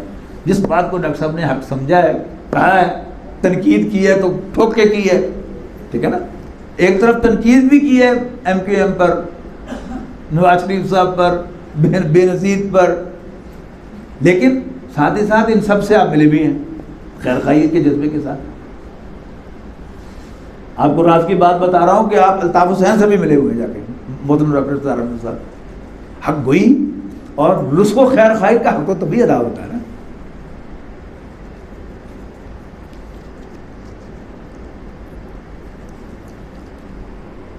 اور جس کے حق میں چلی جاتی ہے اس کا جو مخالف ہے وہ آپ سے ناراض ہوتا ہے. تو اس سے فائدہ کیا؟ اس سے تو بہتر ہے کہ آپ خاموش رہیں. یہ بات بظاہر بڑی وزنی نظر آتی ہے اور اس کو خلوص کے ساتھ پیش کیا جاتا ہے. ہمارے چاہنے والے، ہمارے کام سے دلچسپی رکھنے والے، ہمارے خیر خواہ یہ مشورہ دیتے رہے ہیں. آج میں اس کا جواب دے رہا ہوں، وہ یہ کہ میں یہ کام اپنا دینی فریضہ سمجھ کر کرتا ہوں. گویا میں اگر ملکی معاملات پر اظہار رائے کرتا ہوں تو اپنا دینی فریضہ سمجھ کر آپ کہہ سکتے ہیں کہ دینی فریضہ تو کتاب و سنت کی بنیاد پر ہو سکتا ہے، لہذا میں اس کی دلیل کے طور پر یہ حدیث پیش کر رہا ہوں۔ حضرت تمیم میں داربی رضی اللہ عنہ سے مروی ہے کہ رسول اللہ صلی اللہ علیہ وسلم نے فرمایا الدین النصیحہ، دین ایک خیر خواہی ہے، دین خیر خواہی ہے، یعنی دین تو نام ہی نصیحت کا ہے، نصیحت کا ترجمہ خیر خواہی بھی ہے، خلوص بھی ہے، وفاداری بھی ہے، اور کسی کی خیر خواہی میں کوئی بات کہنا بھی ہے۔ آپ اپنے چھوٹے کو نصیحت کرتے ہیں، دیکھو بھائی یہ جو تم کر رہے ہو صحیح نہیں ہے، دیکھو سگریٹ چھوڑ دو، اس سے پیسے بھی ضائع ہوتے ہیں اور پھیپھڑے بھی جلا رہے ہو، یہ سب چیزیں نصیحت ہیں۔ تو نصیحت کا معنی اصل تو خیر خواہی اور وفاداری ہے، لیکن اسی خیر خواہی کے جذبے کے تحت آپ کسی کو مشورہ دیتے ہیں تو وہ بھی نصیحت ہے، اور اردو میں نصیحت کا لفظ صرف اس معنی میں مستعمل ہے۔ تو حدیث کے الفاظ میں الدین النصیحہ، یعنی دین کا نام ہی نصیحت کا ہے۔ قیل لمن یا رسول اللہ، پوچھا گیا کہ اللہ کے رسول کس کے لیے نصیحت؟ تو آپ نے ارشاد فرمایا للہ ولی کتابہ ولی رسولہ ولی ائمۃ المسلمین وعامتہم، کہ اللہ کے ساتھ، اس کی کتاب کے ساتھ، اس کے رسول کے ساتھ وفاداری، اور مسلمانوں کے قائدین اور ان کے عوام کے ساتھ نصح و خیر خواہی۔ یہ حدیث جوامع الکلم میں سے ہے۔ رسول اللہ صلی اللہ علیہ وسلم کا ارشاد ہے اوتیت جوامع الکلم، مجھے جامع کلمات عطا کیے گئے ہیں، اور اب آپ فرمایا کہ انا افصح العرب، میں تم میں سب سے زیادہ فصیح اللسان ہوں۔ آگے چل رہا ہوں میں، فرمایا گیا کہ تمہاری اولین وفاداری تو اللہ کی ذات کے ساتھ ہے، اس میں کوئی شک ہے ہی نہیں، دوسری وفاداری اللہ کی کتاب کے ساتھ، اور بڑی عجیب بات ہے کہ یہاں کتاب کو رسول پر مقدم کیا گیا۔ یہ نقطہ قابل غور ہے، کتاب اللہ کو مقدم کرنے کی وجہ یہ ہے کہ اللہ کا کلام ہمارے لیے ابد الآباد تک اللہ کے قائم مقام ہے، اور پھر اللہ کے رسول صلی اللہ علیہ وسلم کے ساتھ وفاداری چوتھے نمبر پر، مسلمانوں کے قائدین اور اماموں کے ساتھ وفاداری اور نصیحت یہاں تک پہ۔ عجیب نقطہ ہے کہ ائمۃ المومنین کے الفاظ نہیں ہیں بلکہ ائمۃ المسلمین کے ہیں۔ تم مسلمانوں کے اماموں، لیڈروں اور قائدوں کے روبرو سچی بات کہتے رہو، کسی کو اچھی لگے یا بری لگے اس کی کوئی فکر نہ کرو، جو تمہارے نزدیک صحیح بات ہے خیر خواہی کے جذبے کے تحت ضرور کہا کرو۔ اور آخر میں فرمایا وعامتہم، اور مسلمان عوام کے ساتھ نصح و خیر خواہی۔ یہاں بھی نوٹ کیجئے گا کہ مسلمان عوام کو بعد میں لائے ہیں اور مسلمانوں کے قائدین کو پہلے، اس لیے کہ جو شخص بھی قائد ہے وہ خواہ آپ کو پسند ہے یا نہیں، وہ مسلمانوں کا امام اور سربراہ تو ہے، اس کی چھوٹی سی غلطی لاکھوں کروڑوں مسلمانوں پر اثر انداز ہو سکتی ہے، اور اس کا چھوٹا سا صحیح عمل لاکھوں کروڑوں مسلمانوں کے لیے مفید ثابت ہو سکتا ہے۔ لہذا ائمۃ المسلمین کو عامۃ المسلمین سے مقدم کیا، گویا مسلمانوں کے ائمہ، قائدین، سربراہ وہ لوگ کہ جن کی طرف مسلمان رہنمائی کے لیے دیکھتے ہیں یا جن کے ہاتھوں میں بالفعل ان کی زمام کار ہے، انہیں خلوص، اخلاص اور وفاداری کے ساتھ مشورہ دینا، عام مسلمانوں کو بھی صحیح مشورہ دینا لازمی ہے۔ تو یہ 5 نصیحتیں جو اس حدیث میں بیان ہوئی ہیں میرے ایمان کا تقاضا ہے اور مجھ پر فرض کے درجے میں عائد ہیں۔ اب کیا میں ایک دینی فریضے سے اس وجہ سے رک جاؤں کہ یہ بات فلاں کو اچھی نہیں لگے گی، فلاں کو خام خواہ مخالفت پر ابھار دے گی؟ یہی تو نہیں عن المنکر باللسان کا فریضہ ہے جو میں ادا کر رہا ہوں۔ واقعہ یہ ہے کہ اس وقت جب کہ میری عمر 62واں سال، عمر کا 62واں سال ہے، میں آخرت کی منزل سے قریب تر ہوں اور دنیا سے اپنی بساط لپیٹ رہا ہوں۔ میں پورے انشراح صدر کے ساتھ کہہ رہا ہوں کہ آج تک میں نے کبھی یہ نہیں سوچا میری بات کس کو اچھی لگے گی اور کس کو بری لگے گی۔ اس کے بعد پھر 2-4 لائنیں چھوڑ کر، چاہے وہ ضیاء الحق کا ہی، ضیاء الحق صاحب نے ضیاء الحق کا دور تھا، چاہے ایوب خان کا دور تھا، چاہے وہ بھٹو صاحب کا دور تھا، جو بات صحیح سمجھی ہے کہی ہے، چاہے وہ عوام کو بری لگے یا اچھی لگے، چاہے کسی قائد کو اچھی لگے یا بری لگے۔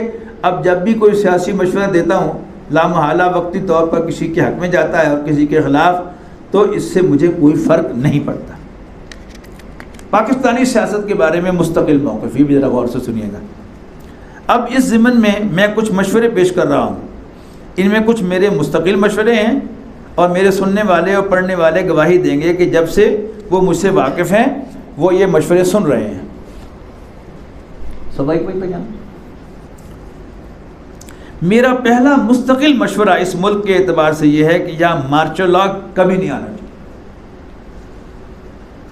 ہم میں سے اکثر لوگ، جیسے کہ میں نے آپ کو مثال بھی دی کہ میں نے ڈاکٹر صاحب سے ڈانٹ بھی کھائی، جنرل ضیاء الحق کے مارشل لاء کو اچھا سمجھتے تھے.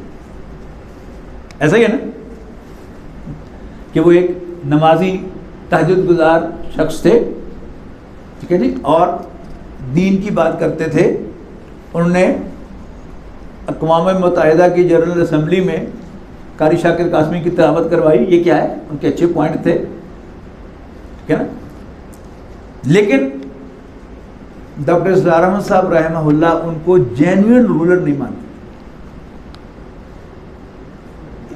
جی اس کی ایک وجہ ہے، وہ دینی آدمی تھے، تو ہمارے دین کے اندر جو ہوتا وعدہ خلاف ہوتا ہے.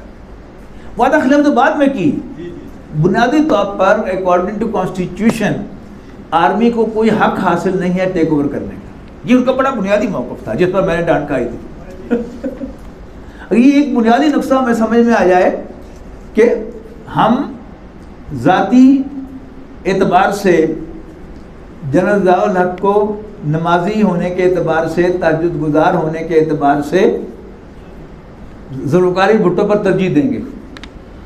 اچھا، اور مزے کی بات کیا ہے کہ جنرل ضیاء الحق ڈاکٹر اسرار احمد صاحب کے دروس میں شریک ہوتے رہے ہیں. ڈاکٹر صاحب نے اس کی پرواہ بھی نہیں کی. اور میں یہ سمجھتا ہوں کہ یہ ڈاکٹر صاحب کے لیے بڑی جرت کی بات بھی ہے اور حق گوئی کی بات بھی ہے. ورنہ بندے کی شخصیت جو ہے، اس کا وعدہ جو ہے نا، وہ سب سے بڑی اس کی شخصیت ہمارے دین کے اندر واقع کر رہے ہیں. اب پھر وہی بات کہہ رہے ہیں کہ وعدہ تو تھا ہی تھا، وہ تو بعد میں کی وعدہ خلافی. ڈاکٹر صاحب ان کے بنیادی ٹیک اوور کرنے کے خلاف تھے. یہی بات یہاں پر یہ ہو رہی ہے کہ اس ملک میں مارشل لاء کبھی نہیں لگنا چاہیے. اس کو سمجھے.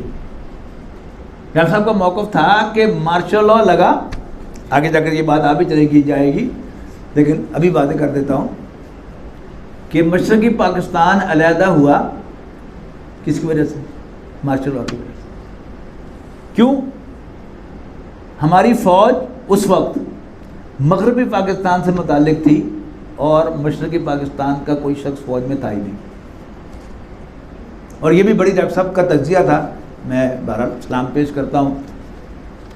ڈاکٹر صاحب کے تجزیے کمال کے تجزیے ہوتے تھے.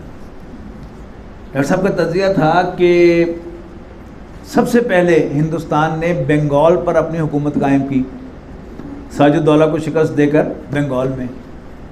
لیکن آج بھی، یعنی اس وقت ڈاکٹر صاحب کہہ رہے تھے کہ مشرقی پاکستان کے جتنی بھی لیڈرشپ آئی ہے وہ پاجامے کرتے کے ساتھ آئی ہے.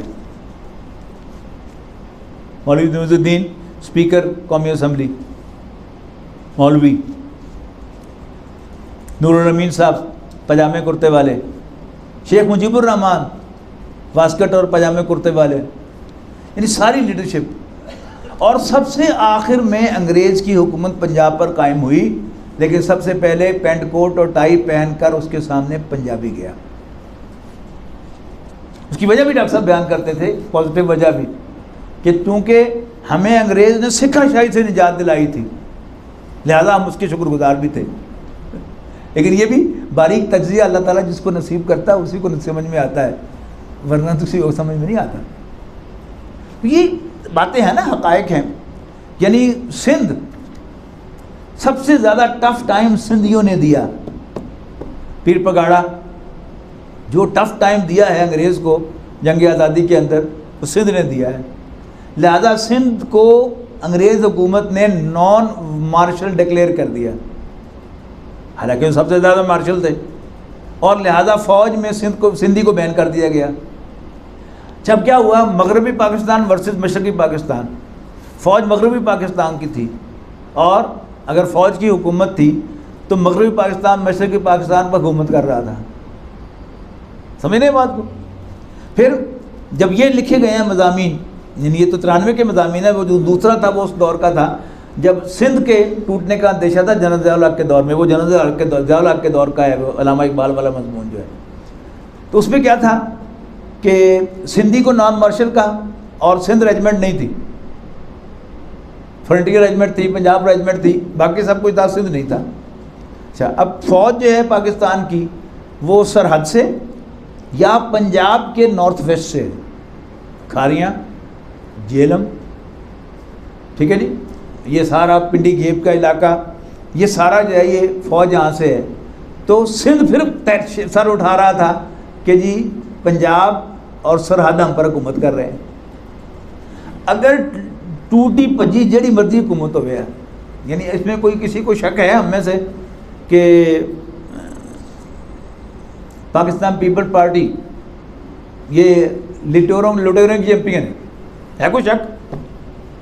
لیکن سندھیوں نے خود انہیں ووٹ دیا تو پھر لٹے ان کے ہاتھوں. یعنی اگر یہی لٹیرے فوجی بن کے آ جائیں گے تو پھر ان کو موقع ملے گا سر اٹھانے کا، علیحدگی کی تحریک چلانے کا. اب نہیں ملے گا، ٹھیک ہے نا. تو اب یہی کام ہو، مطلب میں فرض کیجئے کوئی بھی سینٹر میں خواہ وہ نون لیگ کی حکومت ہوتی یا تحریک انصاف کی حکومت ہوتی، اور جو کچھ سندھ میں انہوں نے مچا رکھا ہے ادھم معاشی اعتبار سے لوٹ مار کا، اس کی بنیاد پر وہاں گورنر راج کرتے قائم، تو پھر کیا ہوتا؟ پھر وہی چیز آتے ہیں. تو اس بات کو سمجھے کہ خالص سیکولر بنیاد پر بھی جمہوریت خواہ وہ لولی ہو یا لنگڑی ہو وہ مارشل لاء سے بہتر ہے، گورنر راج سے بہتر ہے. گورنر راج جو ہے وہ کس کا ہوتا ہے؟ وہ فیڈرل گورنمنٹ کا ہوتا ہے. تو اگر فیڈرل گورنمنٹ جو ہے وہ صوبائی حکومت کو برطرف کر کے اپنی حکومت قائم کرے گی تو پھر اس سے کیا ہوگا؟ پھر وہی بات ہوگی، احساس محرومی ہوگا. تو جو لانگ ٹرم تھنکنگ ہے اس کے اعتبار سے مارشل لاء کبھی نہیں آنا چاہیے. انتخابات ہوتے رہنے چاہیے، ہوتے رہنے چاہیے، ہوتے رہنے چاہیے. اسی سے کشید ہوتا رہے گا اور بہتری آئے گی. بہتری نہیں آئے گی تو کم سے کم ملک تو نہیں ٹوٹے گا. یہ ہے اصل موضوع اس کا. Is that clear? یہ سمجھ میں آ گیا؟ چلوں آگے کہ یہ پڑھ کے سناؤں آپ؟ چل آگے چلتا ہوں. اس سے میں کچھ جملے میں نے ہائی لائٹ کیے تھے وہ صرف سنا دیتا ہوں آپ کو. حاکمیت عوام کو ہم شرک سمجھتے ہیں. جتنا ڈٹ کر ڈاکٹر صاحب نے اس کو شرک کہا ہے وہ شاید کسی نے بھی نہیں کہا. لیکن اس کا ایک خاص سبب ہے. ترکی جیسے ملک کے لیے یہ سم قاتل نہیں ہے، لیکن ہمارے لیے یہ اس لیے ہے کہ یہ ہمارا ملک اسلام کے نام پر لیکن الیکشن کے ذریعے وجود میں آیا تھا. تو اس کی پیدائش یا جینیسس میں دو چیزیں شامل ہوئیں. ایک اسلام کا نعرہ، پاکستان کا مطلب کیا لا الہ الا اللہ، اور دوسرے ووٹ کا ذریعہ. سن 1946 کے انتخابات میں مسلم لیگ کی فیصلہ کن کامیابی ہی پاکستان معرض وجود کے سے ہی پاکستان معرض وجود میں آیا. ٹھیک ہے نا. اس کے بعد کہتے ہیں ماشاء اللہ کے بارے میں میرا یہ موقف اتنا مستقل ہے کہ جب 18 اگست 1980 کو ضیاء الحق مرحوم نے میری پہلی ملاقات ہوئی تو میں نے اسی وقت یہ کہا تھا کہ مارشل لاء اس ملک کے لیے خودکشی کے مترادف ہے. پھر 1982 میں نے ضیاء الحق صاحب کی مجلس شورا میں اعلانیہ طور پر کہا کہ اگر آپ نے یہاں انتخابی عمل کو روکے رکھا تو آپ ذوالفقار کی شدت پسند سرگرمیوں کو جواز عطا کر دیں گے. ہم پی ایل او کو اپنی تشدد پسندانہ سرگرمیوں میں اسی لیے حق بجانب قرار دیتے ہیں کہ ان کے لیے کوئی اور راستہ کھلا نہیں رہا تھا. یہی معاملہ آج ہے کہ آپ نے الیکشن کا راستہ روک کر لوگوں کے لیے اظہار رائے اور اپنے حقوق کے حصول کا ذریعہ بند کر دیا ہے، جس کا رد عمل ہو کر رہے گا. پھر دسمبر سن 82 میں نے انہیں وہ خط بھی لکھا تھا جو جنگ میں بھی چھپا تھا کہ اگر آپ نے مارشل لاء کا یہ تسلسل برقرار رکھا تو مجھے اندیشہ ہے کہ مستقبل کا مورخ کہیں یہ نہ لکھے کہ سن 1947 کے وقت جو عظیم ترین مسلمان مملکت قائم ہوئی تھی اسے پہلے تو سن 1971 میں 2 لاکھ کیا ایک شرابی اور زانی ٹولے یعنی یحییٰ خان اینڈ کمپنی نے، اور پھر اس کے مزید حصے بکھرے ایک ایسے شخص کے ہاتھوں ہوئے جو نمازی اور پرہیزگار آدمی تھا.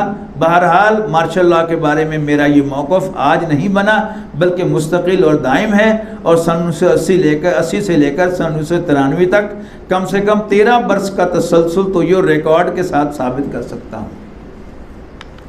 اس ضمن میں میرا دوسرا مشورہ یہ ہے کہ جب تک یہاں اسلامی انقلاب نہیں آتا، اسلامی ریاست قائم نہیں ہوتی، یہاں عصر حاضر کے معروف اور مسلمہ معیار پر سیاسی عمل یعنی انتخابی عمل جاری رہنا چاہیے. غیر مشروط، منصفانہ اور غیر جانبدارانہ انتخابات کا تسلسل ملکی سالمیت کے لیے ناگزیر ہے. میری اس بات پر عام طور پر ایک اعتراض وارد کیا جاتا ہے کہ ایک طرف آپ کہتے ہیں کہ الیکشن کے ذریعے اسلام نہیں آ سکتا، دوسری طرف آپ کا موقف یہ ہے کہ الیکشن ہوتے رہنے چاہیے، تو ان باتوں میں تضاد ہے۔ اس کا جواب میں ایک سادہ سی مثال سے دیا کرتا ہوں کہ ایک ہے کسی شخص کا مسلمان ہونا، ایک ہے اس کا زندہ رہنا، ان دونوں کے تقاضے جدا ہیں۔ جدا ہے یا نہیں؟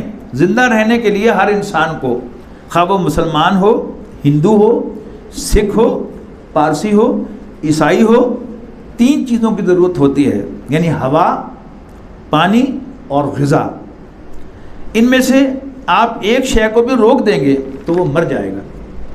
ہوا رک گئی تو چند منٹوں میں ختم، پانی رک گیا تو چند دنوں میں ختم، اور غذا رک گئی تو شاید چند ہفتے گزار لے، لیکن آخر کار مر جائے گا، چاہے وہ مومن ہو چاہے کافر۔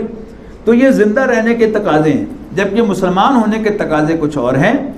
اس کے لیے ایمان چاہیے، دل میں کسی قدر یقین والا ایمان ہوگا تبھی تو وہ مسلمان بنے گا۔ اسی پر قیاس کر دیجئے پاکستان کو اسلامی ریاست بنانے کے تقاضے کچھ اور ہیں، یعنی منہج انقلاب نبوی پر مبنی انقلابی جد و جہد، اور پاکستان کی سالمیت کو برقرار رکھنے کے تقاضے کچھ اور ہیں۔ اگر یہاں پر آپ نے انتخابی عمل کو روکے رکھا یا مشکوک بنا دیا، جسے عوام کا اعتماد حاصل نہ ہوا، تو یہ اس ملک کے لیے خودکشی کے مترادف ہے۔ اس کے نتیجے میں خاکم بدہن، اس کے ٹکڑے ہو جائیں گے، حصے بکھرے ہو جائیں گے۔ چنانچہ یہ عمل نہ صرف جاری رہنا چاہیے بلکہ اس انداز سے جاری رہنا چاہیے کہ جیسے انگریزی کا مقولہ ہے، justice should not only be done, it should also appear to have been done۔ یعنی عدل صرف ہونا ہی نہیں چاہیے، عدل ہوتا دکھنا چاہیے۔ میرا تیسرا مشورہ، اچھا اس میں بھی کچھ یعنی غلط فہمیاں بھی پیدا کی جاتی ہیں، اور وہ جو ایک تعصب ہے، یعنی مارشل لاء نہیں لگنا چاہیے، لیکن یہ بات اپنی جگہ پر حقیقت ہے کہ عام دھاندلی جو ہے وہ اگر فوج کی سپرویژن میں الیکشن ہوا ہے تو عام دھاندلی کم ہوئی ہے۔ یعنی پری پول جو ریگنگ ہوتی ہے اس میں آئی ایس آئی کردار ادا کرتی ہے، اس میں کوئی شک نہیں، جوڑ توڑ کراتی ہے، ملاتی ہے، اس میں کوئی شک نہیں۔ لیکن جہاں تک الیکشن کا تعلق ہے، ہر پولنگ ایجنٹ جو ہے وہ پریزائڈنگ آفیسر سے سائنڈ لسٹ لیتا ہے کہ نہیں لیتا؟ اور وہ ساری کاپیاں ساری جو پارٹیوں کے جو پولنگ ایجنٹس ہوتے ہیں ان کو دی جاتی ہیں کہ نہیں دی جاتی؟ اب وہ سائنڈ ہوتی ہیں پریزائڈنگ آفیسر کی، اس کی بنیاد پر پریزائڈنگ آفیسر کی یہ لسٹیں جو ہیں یہ جاتی ہیں آگے پھر ریٹرننگ آفیسر کے پاس، اور پھر ریٹرننگ آفیسر میں جاتی ہیں وہ کمیشن کے ساتھ۔ تو ان جو سائن شدہ دستخط شدہ کاپیاں ہیں اس کی بنیاد پر الیکشن ریٹرننگ آفیسر کے پاس بھی پٹیشن جاتی ہے، الیکشن کمیشن کے پاس بھی جاتی ہے، اور پھر سپریم کورٹ کے پاس بھی جاتی ہے۔ اور پاکستان میں وہ کون سا جیتنے والا امیدوار ہے جو دھاندلی نہیں کرتا؟ کوئی اگر آپ کے علم میں ہے تو مجھے بتا دیں۔ گجرا والوں میں شاید نہ ہوتا ہو، لیکن فیصلہ آباد میں تو ہوتا ہے، جس کا جتنا زور چلتا ہے ہر بندہ کرتا ہے۔ لیکن ہم نے ایک وتیرہ پکڑ لیا ہے کہ فوج کو یعنی روکنا چاہیے کہ وہ مارشل لاء نہ لگائے، اور اگر ہو سکے تو وہ پری پول جو ریگنگ ہے کہ آئی ایس آئی جو کرتی ہے حرکتیں وہ بھی نہ ہوں۔ لیکن میں اس کو ابھی تک نہیں سمجھ سکا کہ یہ جو سارا الزام لگایا جاتا ہے کہ فوج الیکشن کے رزلٹ تبدیل کرتی ہے، یہ ابھی تک یا تو مجھے کوئی سمجھا دے کہ کیسے کرتی ہے، کیونکہ میں نہیں سمجھ سکا اس کو، کہ جب کہ پریزائڈنگ آفیسر کی سائنڈ لسٹیں اور وہ جو ریزلٹس ہوتے ہیں وہ ہر پارٹی کے پولنگ ایجنٹ کے پاس ہوتے ہیں، اور کبھی آج تک میں نے سنا نہیں کہ جو پیپلز پارٹی کا جو پولنگ ایجنٹ تھا اس کے پاس لسٹ اور تھی سائنڈ شدہ پریزائڈنگ آفیسر کی، اور جو نون لیگ کا تھا اس کے پاس اور تھی، تحریک انصاف کا اس کے پاس اور تھی۔ ایک ہی ہوتا ہے جس کی کاپی جو ہے وہ سائن ہو کر دی جاتی ہے۔ یہ ہارنے والا شخص ہمیشہ یہی کہتا ہے کہ جی روکنگ ہو گئی ہے، اور جو جیتنے والا کہتا ہے کہ ایسا فیئر الیکشن ہوا ہی نہیں، حالانکہ اس نے بھی دھاندلی کی ہوتی ہے، ٹکا کے کی ہوتی ہے، جتنا بس چلتا ہے کی ہوتی ہے۔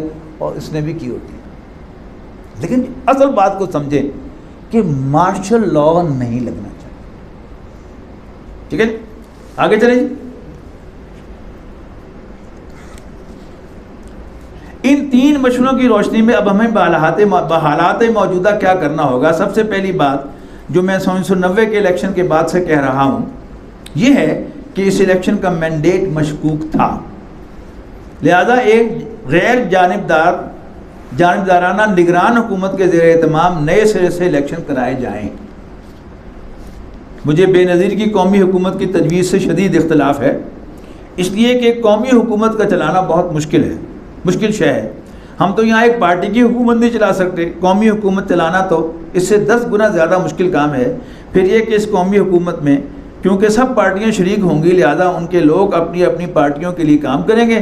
میرے نزدیک غیر جانبدار حکومت یا تو ایسے ریٹائرڈ ججوں پر مشتمل ہو جو کوئی سیاسی وابستگیاں نہ رکھتے ہوں، یا ایسے ریٹائرڈ فوجی جنرلوں پر مشتمل ہو جو سیاسی وابستگیوں سے بالاتر ہوں، اور فوج کی نگرانی میں انتخابات ہوں.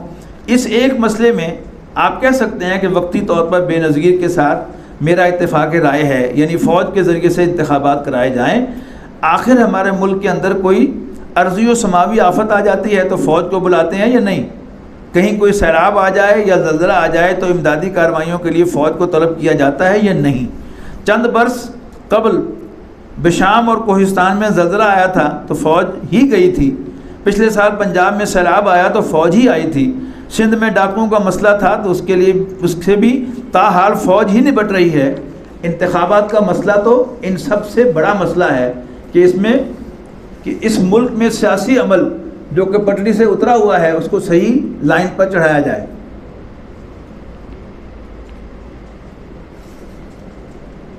تو میرے نزدیک انتخابات کے لیے فوج کی خدمات حاصل کرنا لازم ہے.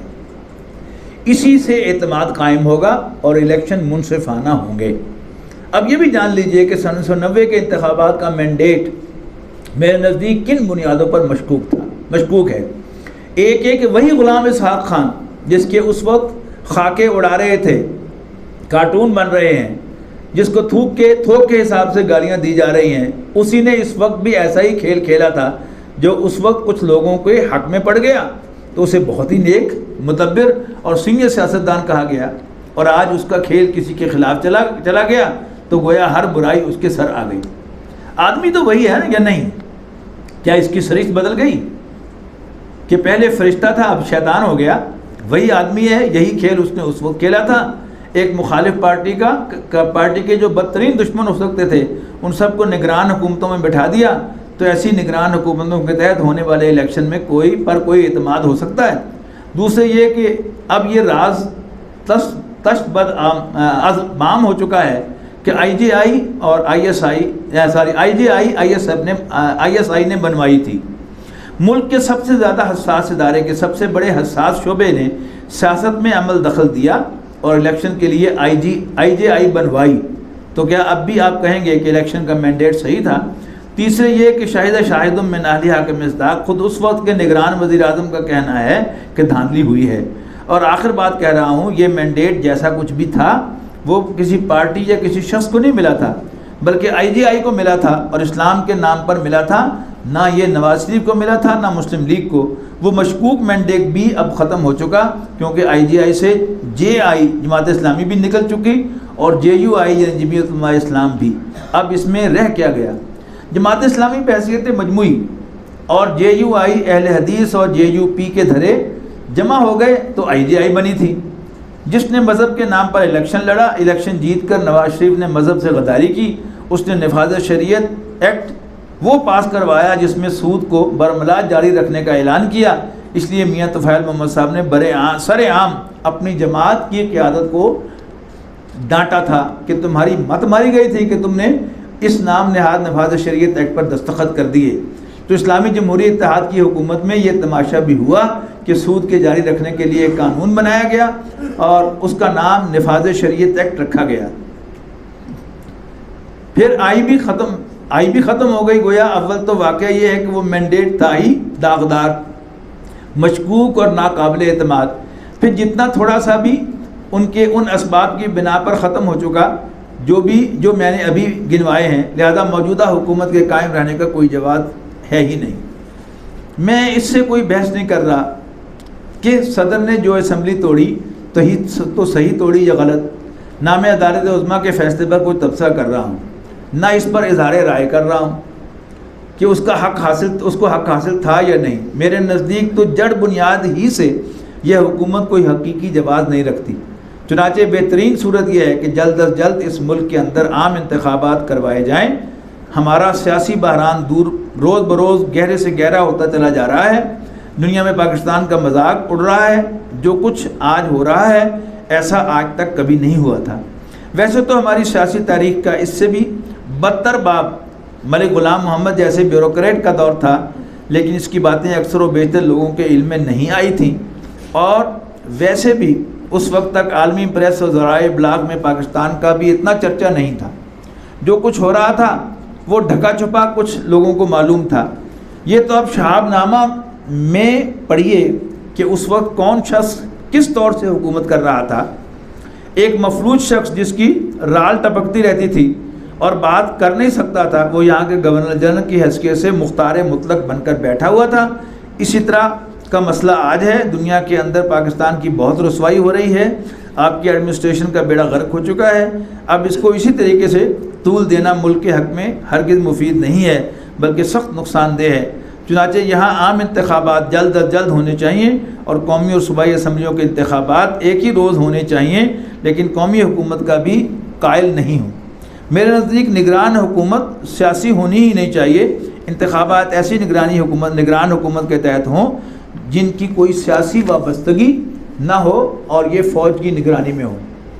یہ میرے نزدیک صحیح بات ہے جو میں اس ملک کی بہتری کے لیے کہہ رہا ہوں، اور یہ ملک مجھے اسلام کے مستقبل کے اعتبار سے بہت عزیز ہے اور بہت پیارا ہے۔ اس حوالے سے نعیم صدیقی صاحب کا وہ شعر میں نے بارہا سنایا ہے، اے آندھیوں سنبھل کے چلو اس دیار میں، امید کے چراغ جلائے ہوئے ہیں ہم۔ پھر میں کچھ حصہ چھوڑ رہا ہوں۔ اس سلسلے میں آخری بات، اس میں ہندوستان کے مسلمانوں کا تذکرہ ہے کہ انہوں نے فرض کفایہ ادا کیا تھا پاکستان کے حق میں ووٹ دے کر، حالانکہ انہوں نے یہاں منتقل نہیں ہونا تھا اور وہ اقلیتوں والے صوبوں سے تعلق رکھتے تھے۔ اس سلسلے میں آخری بات مجھے یہ کہنی ہے کہ ملک کی سیاسی صورتحال میں اس وقت جو تبدیلی آئی ہے اس کا ذکر ہمیں پوری طرح شعور حاصل ہونا اس کا بھی ہمیں پوری طرح شعور حاصل ہونا چاہیے۔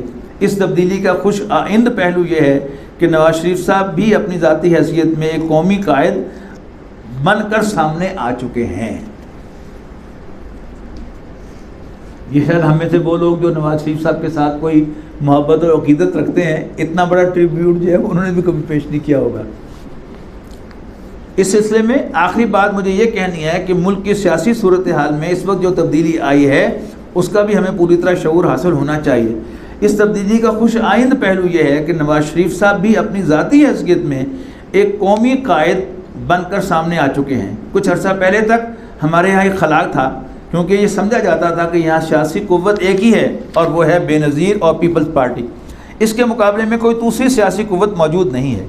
یہی وجہ ہے کہ پیپلز پارٹی کا مقابلہ ہمیشہ IGI جیسے اتحاد بنا کر کیا گیا، لیکن اب نواز شریف صاحب اپنی ذاتی حیثیت میں ایک قومی لیڈر بن چکے ہیں اور ملک کا ایک خاص طبقہ یعنی تاجر اور صنعت کار طبقہ ان کی پشت پر ہے اور شہروں کے اندر سیاست اسی طبقے کے ہاتھ میں ہے۔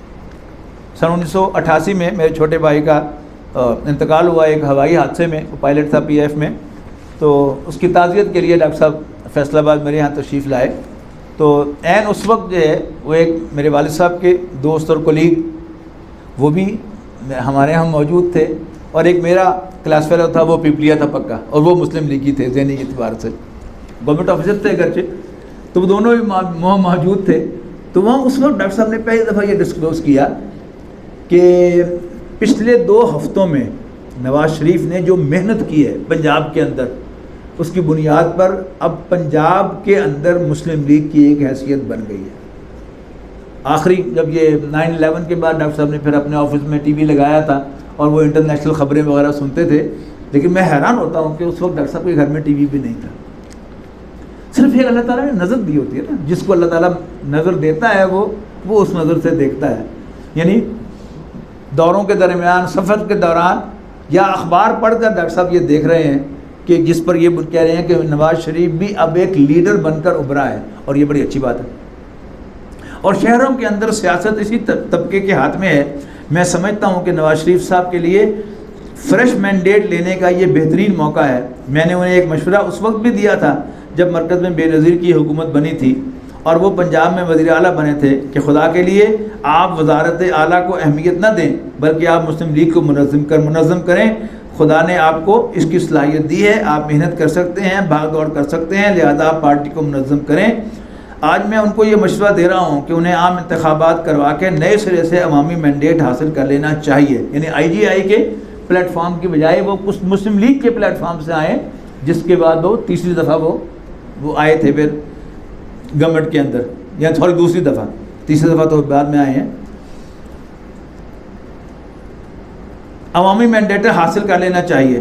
اس وقت ملک میں ان کے حق میں جتنی فضا سازگار ہے شاید اس کے بعد یہ پوزیشن برقرار نہ رہے، اس لیے کہ چاہے پارلیمانی سیاست ہو یا صدارتی سیاست، دنیا کے مروجہ اور مسلمہ سیاسی معیارات کے اعتبار سے جمہوری نظام میں دو مستحکم سیاسی پارٹیوں کا ایک دوسرے کے مد مقابل ہونا ضروری ہے. اگر ایک ہی پارٹی ہوگی تو سیاست کی گاڑی نہیں چلے گی. سیاست کے میدان میں ابھی مونو ریل دریافت نہیں ہوئی، اس میدان میں دو پہیے چاہیے، اور میں سمجھتا ہوں کہ اب ان میں وہ بصیرت پیدا ہو چکی ہے جو ایک سیاسی قائد کے لیے ضروری ہوتی ہے. انہیں بڑی پیاری بات کہی ہے کہ اب ہمیں یہ باتیں نہیں کرنی چاہیے کہ کون مارشل لاء کی چھتری کے نیچے پروان چڑھا اور مارشل لاء کا سہارا لے کر اقتدار میں آیا تھا، کیونکہ ان کو یہ گالی دی جاتی تھی کہ یہ تو در حقیقت جنازہ کے پروردہ ہیں، ان کے مارشل لاء کا دودھ پی کر جوان ہوئے ہیں.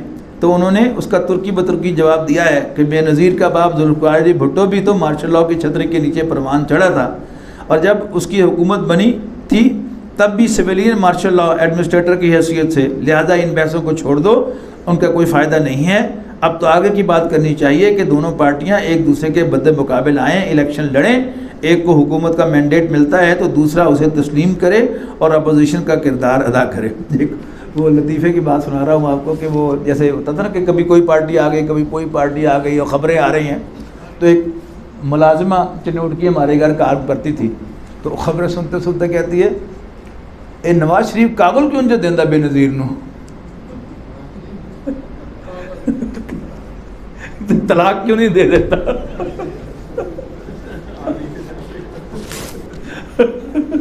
یہ عام تو ہوتا ہے نا یہ دیہاتوں کے اندر، یعنی منیوا اور وسیوا اور فلانا، یہ ہوتا ہے نا کہ آئے دن جو ہے وہ روٹ کے جا رہی ہے، دلہن پھر آ رہی ہے جا رہی ہے، تو وہ یہ سمجھتی کہ شاید یہ میاں بیوی ہیں اور کبھی یہ روٹ جاتے ہیں، کبھی پھر یہ دوست بن جاتے ہیں کہ نواز شریف کاغذ کیوں نہیں دینا ان بے نظیر کو. چلیے، لہذا ان بحثوں کو چھوڑ دو، ان کا کوئی فائدہ نہیں ہے. اب تو آگے کی بات کرنی چاہیے. دونوں پارٹیاں ایک دوسرے کے مقابل آئیں، الیکشن لڑیں، ایک کو حکومت کا مینڈیٹ ملتا ہے تو دوسرا اسے تسلیم کرے اور اپوزیشن کا کردار ادا کرے. اپوزیشن کا رول بھی مثبت ہونا چاہیے جو آج کل کے سیاسی عمل کے لیے ضروری ہے. میں اس تبدیلی کو اس اعتبار سے خوش آئند قرار دے رہا ہوں کہ اب ہمارے ملک کی پارلیمانی سیاست کی گاڑی پٹری پر چڑھ سکتی ہے جو کہ پٹری سے اتر گئی تھی. البتہ اس تبدیلی کا دوسرا پہلو تشویشناک ہے، اور وہ اس اعتبار سے کہ اس ملک میں پہلی مرتبہ تاجروں اور صنعت کاروں کو ایک ہیرو ملا ہے. سب جانتے ہیں کہ نواز شریف صاحب کی سیاست کا اصل محور تاجر برادری اور صنعت کار ہیں. اب تک یہ تاجر برادری اور صنعت کار پیپلز پارٹی کے مقابلے میں کچھ دوسری مذہبی اور دینی جماعتوں کے تعاون کرتے تھے، انہیں اپنی حمایت کا یقین دلاتے تھے، انہیں چندے دیتے تھے، ان کے لیے استقبالیے منعقد کرتے تھے. یہ سب اس امید پر تھا کہ یہ مذہبی جماعتیں ان کے لیے پیپلز پارٹی کے مقابلے میں ڈھال ثابت ہوں. اور یہ پیپلز پارٹی کیا تھی؟ یہ مزدور کی حامی تھی، اور خاص طور پر یعنی جو نا کیا کہتے ہیں اس کو، چھچولی باتیں کہ پیپلز پارٹی جب ان پاور آئی تو ایک آدمی جس کی کوئی حیثیت نہیں تھی، وہ فیصل آباد میں ہمارے علاقے سے جو ایم پی منتخب ہوئے تھے، وہ ڈاکٹر ان کے ساتھ نام کے ساتھ لگا ہوا تھا. سب سے زیادہ ووٹ جو ہیں پورے پاکستان میں انہیں کو ملے تھے. تو نواز شریف سے بھٹو صاحب نے بڑی ان کی یعنی کہا کہ ماشاءاللہ بھی آپ نے بڑے خوب ووٹ لیے, تو آپ کس طرح کے ڈاکٹر ہیں؟ انہوں نے کہا بس ایم ہی, اپنے نام کے ساتھ ڈاکٹر لگاتے, ایون ہومیوپیتھی ڈاکٹر بھی نہیں تھے وہ. اچھا اب یہ لوگ بن گئے ایم پی کے ایم این اے. اچھا اب انہوں نے کیا کیا کہ یعنی فیکٹری والوں کو تنگ کیا. وہی جو میں شیخ امین صاحب کی بات کر رہا تھا جنہوں نے 40,000 کا سودا جو ہے ریکارڈنگ کا 10,000 میں کروا لیا. اب ان کا جو ان کی جرابوں کی فیکٹری تھی چھوٹی سی, اور ان کا جو ایک آدمی تھا جو یونین کا صدر تھا, اس نے ان کو جو پریشان کیا, اب ان کو پوچھیں. تو ڈسے ہوئے لوگ تھے ان کے. اسی طرح یعنی جو سرمایہ دار تھا وہ سمجھتا تھا کہ یہ تو ملے دے کے بیٹھ جائیں گے. اسی طرح سرکاری افسر وہ بھی بڑے پریشان تھے اس سے. وہ ڈاکٹر صفدر محمود صاحب ہوتے تھے نا, یہ جنگ کے کالم نویس بھی تھے, یہ محکمہ تعلیم میں ڈائریکٹر پبلک انسٹرکشن تھے, ڈی پی آئی. تو ایک ایم این اے جو ہے ان کے آفس میں گیا, تو ان کا وہ آفس تھا, تو ان کی ٹیبل ہے, وہ سائڈ پہ صوفے لگے ہوئے ہوتے تھے جہاں لوگ آ کے بیٹھتے تھے, جو بھی کام ہوتا تھا 1 بائی 1 جی آپ فرمائیے. بڑے اردو اسپیکنگ, بڑے نستعلیق آدمی تھے, بڑے بااخلاق اور اچھی گفتگو کرنے والے. تو ابھی نمبر نہیں آیا تھا اس ایم این اے کا, تو دماغ میں اگے بھی آیا تھا, تو تسی میرے کہتا سی اتنے میں بھیجتا سی, تو میرا کام نہیں آیا تھا کوئی. میں نے کہا جی میں نے بھائی آپ سے آگے بھی کہا تھا کہ یہ کام مجھ سے متعلق نہیں ہے, یہ ڈائریکٹر جو ہے ڈویژن کا اس سے متعلق کام ہے, آپ ان سے جا کے بات کریں. میں نے نہیں پتا یہ ڈائریکٹر شیکٹر تھا, میں نہیں جانتا انہوں نے, میرا انہوں نے کوئی تعارف نہیں. انہوں نے کہا بھائی جیسے آپ نے میری انسلٹ کر کے اپنا تعارف کروایا ہے, ان کی بھی جا کے انسلٹ کیجیے, تعارف آپ کا خود ہی ہو جائے گا. یعنی وہ سرمایہ دار بھی پریشان تھا کہ انہوں نے کام کرنا بالکل چھوڑ دینا ہے, اور انہوں نے بس اپنی مراعات لینی ہے. اور آفیسرز بھی پریشان تھے کہ انہوں نے ہمیں کام نہیں کرنے دینا. یعنی آفیسر جو ہے وہ کوئی انسلٹ کروانے کے لیے نہیں بیٹھا ہوتا, خواہ وہ دیانتدار افسر ہو اور خواہ وہ کوئی راشی قسم کا افسر ہو, لیکن بہرحال اس کی بھی ایک عزت نفس ہے. تو یہ سب چیزیں جو تھیں اس کو ذہن میں رکھیے گا. اب اس کے لیے وہ دیتے تھے مولویوں کے پہلے پیسے, اور ان کو کھڑا کرتے تھے کہ جماعت اسلامی آ جائے, جماعت علماء اسلام آ جائے اور بھٹو سے ہماری جان چھڑا دیں. ٹھیک. اب نواز شریف صاحب سامنے آ گئے ہیں کہ جو ڈاکٹر صاحب کہہ رہے ہیں کہ انہوں نے محسوس کیا کہ اب یہ جو ہے وہ پیپلز پارٹی کے مقابلے میں ہمارا نجات دہندہ ہوگا. یہ ہے اصل مضمون جو یہاں پر آ رہا ہے.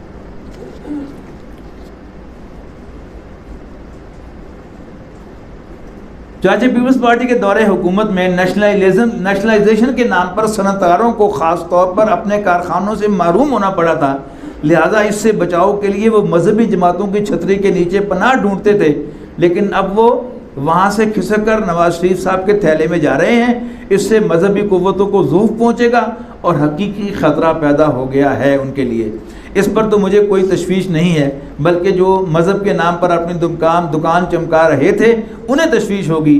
لیکن مجھے بھی اس اعتبار سے تشویش ہے کہ ان میں سے بہت سے لوگ یہ کہہ رہے ہیں کہ یہ ٹھیک ہے کہ سود حرام ہے, لیکن اس کے بغیر معیشت کی گاڑی نہیں چلتی. یہ کلمہ دینی اعتبار سے بڑا باغیانہ کلمہ ہے, اور یہ انتہائی تشویشناک امر ہے کہ یہ بات اب تاجروں اور صنعتکاروں کی زبان پر بلا جھجک آ جاتی ہے. وہ برملا کہہ دیتے ہیں کہ سود ہماری معیشت کا لازمی جز بن چکا ہے, اس کے بغیر گاڑی نہیں چل سکتی اور ہمیں اپنی گاڑی چلانی ہے. آپ اپنے فتوے اپنے پاس رکھیے. یہ انداز یقیناً اس ملک میں اسلام کے مستقبل کے اعتبار سے بہت خوفناک ہے. مزید برآں اب نواز شریف صاحب اسلام کا نام بھی نہیں لیتے. میں سمجھتا ہوں کہ انہوں نے حالات کو بھانپ لیا ہے, اور انہیں محسوس ہو گیا ہے کہ عام آدمی تو صرف اپنی معاشی بہتری سے دلچسپی رکھتا ہے. لہذا اب حالیہ تقریروں میں انہیں اسلام کا نام تک نہیں لیا. دوسری طرف انہیں اس کا بھی خطرہ ہے کہ اگر اسلام کا نام لیا تو امریکہ کے کاغذات میں فنڈامنٹلسٹ کی حیثیت سے نام درج ہو جائے گا, اور یہ دھمکی تو خود امریکہ کا ایئر چیف یہاں آ کر دے گیا ہے کہ امریکہ کی حیثیت اس وقت ایک مست ہاتھی کی ہے, جو بھی اس کے سامنے آئے گا کچلا جائے گا. چنانچہ اب نواز شریف صاحب اسلام کے نعرے اور اسلام کے نام سے بھی کنی کتراتے ہوئے امریکہ کو خوشنودی حاصل کرنا چاہتے ہیں. یعنی ہمارے تنظیم اسلامی نارتھ امریکہ کے سیکرٹری ہوا کرتے تھے تنویر عظمت، وہ تو خود گواہ ہیں، میں کہتے ہیں کہ میں اس محفل میں موجود تھا کہ جب بے نظیر کی حکومت تھی اور شہباز شریف صاحب گئے ہوئے تھے امریکہ، تو انہوں نے جو وہاں پاکستانی مسلمان ہیں لیکن امریکی شہریت رکھتے ہیں، تو انہوں نے ان سے کہا کہ جی آپ کو اپنی حکومت کو یہ بات باور کرانی چاہیے کہ بے نظیر کی حکومت اگر طول پکڑے گی تو پھر فنڈامنٹلزم کو سر اٹھانے کا موقع ملے گا، اس لیے کہ بے نظیر جو ہے وہ پیور سیکولر ہے، تو اسلام پسند لوگوں کو فنڈامنٹلسٹوں کو موقع ملے گا کہ سر اٹھائیں، کیونکہ ہم نماز شماز بھی پڑھتے ہیں، لہٰذا ہمارا جو رول ہے وہ دوہرا رول ہے، لہٰذا ہمیں موقع دے خدمت کا۔ البتہ اس تبدیلی کا دوسرا پہلو تشویشناک ہے، یہ پڑھ لیا میں نے جی۔ نواز شریف صاحب نے خود کہا کہ یہ درست ہے کہ ہم نے کارخانے بنائے ہیں لیکن ہم نے قرضے لیے، ان پر سود ادا کیا، گویا کہ دھڑلے سے کہہ رہے ہیں کہ ہم نے یہ حرام کام کیا اور اس کی بنا پر ہم نے اپنے کاروبار چمکائے۔ اب نواز شریف صاحب مغرب کے کاروباری اصولوں کو اپناتے ہوئے فری مارکیٹ اکانومی قائم کرنا چاہتے ہیں اور اس کے لیے ملٹی نیشنل کارپوریشنوں کو ہاتھ جوڑ جوڑ کر سرمایہ کاری کی دعوت دے رہے ہیں۔ امریکہ میں نے تو خود ہی امداد بند کر دی، تو آپ نے کشکول توڑ دیا، لیکن اس کے بدل کے طور پر آپ ملٹی نیشنلز کو لا رہے ہیں، تو یہ امریکہ سے بڑی لعنت ہے۔ ان کی اکثریت یہود کی اعلی کار ہے جو اپنے ہتھ کنڈوں سے ملکوں کی معیشت کو تباہ کر کے رکھ دیتے ہیں۔ مجھے نعیم صدیقی صاحب کی ایک نظم کے چند مصرے یاد آ رہے ہیں جو 1950 کے عشرے میں کہے تھے،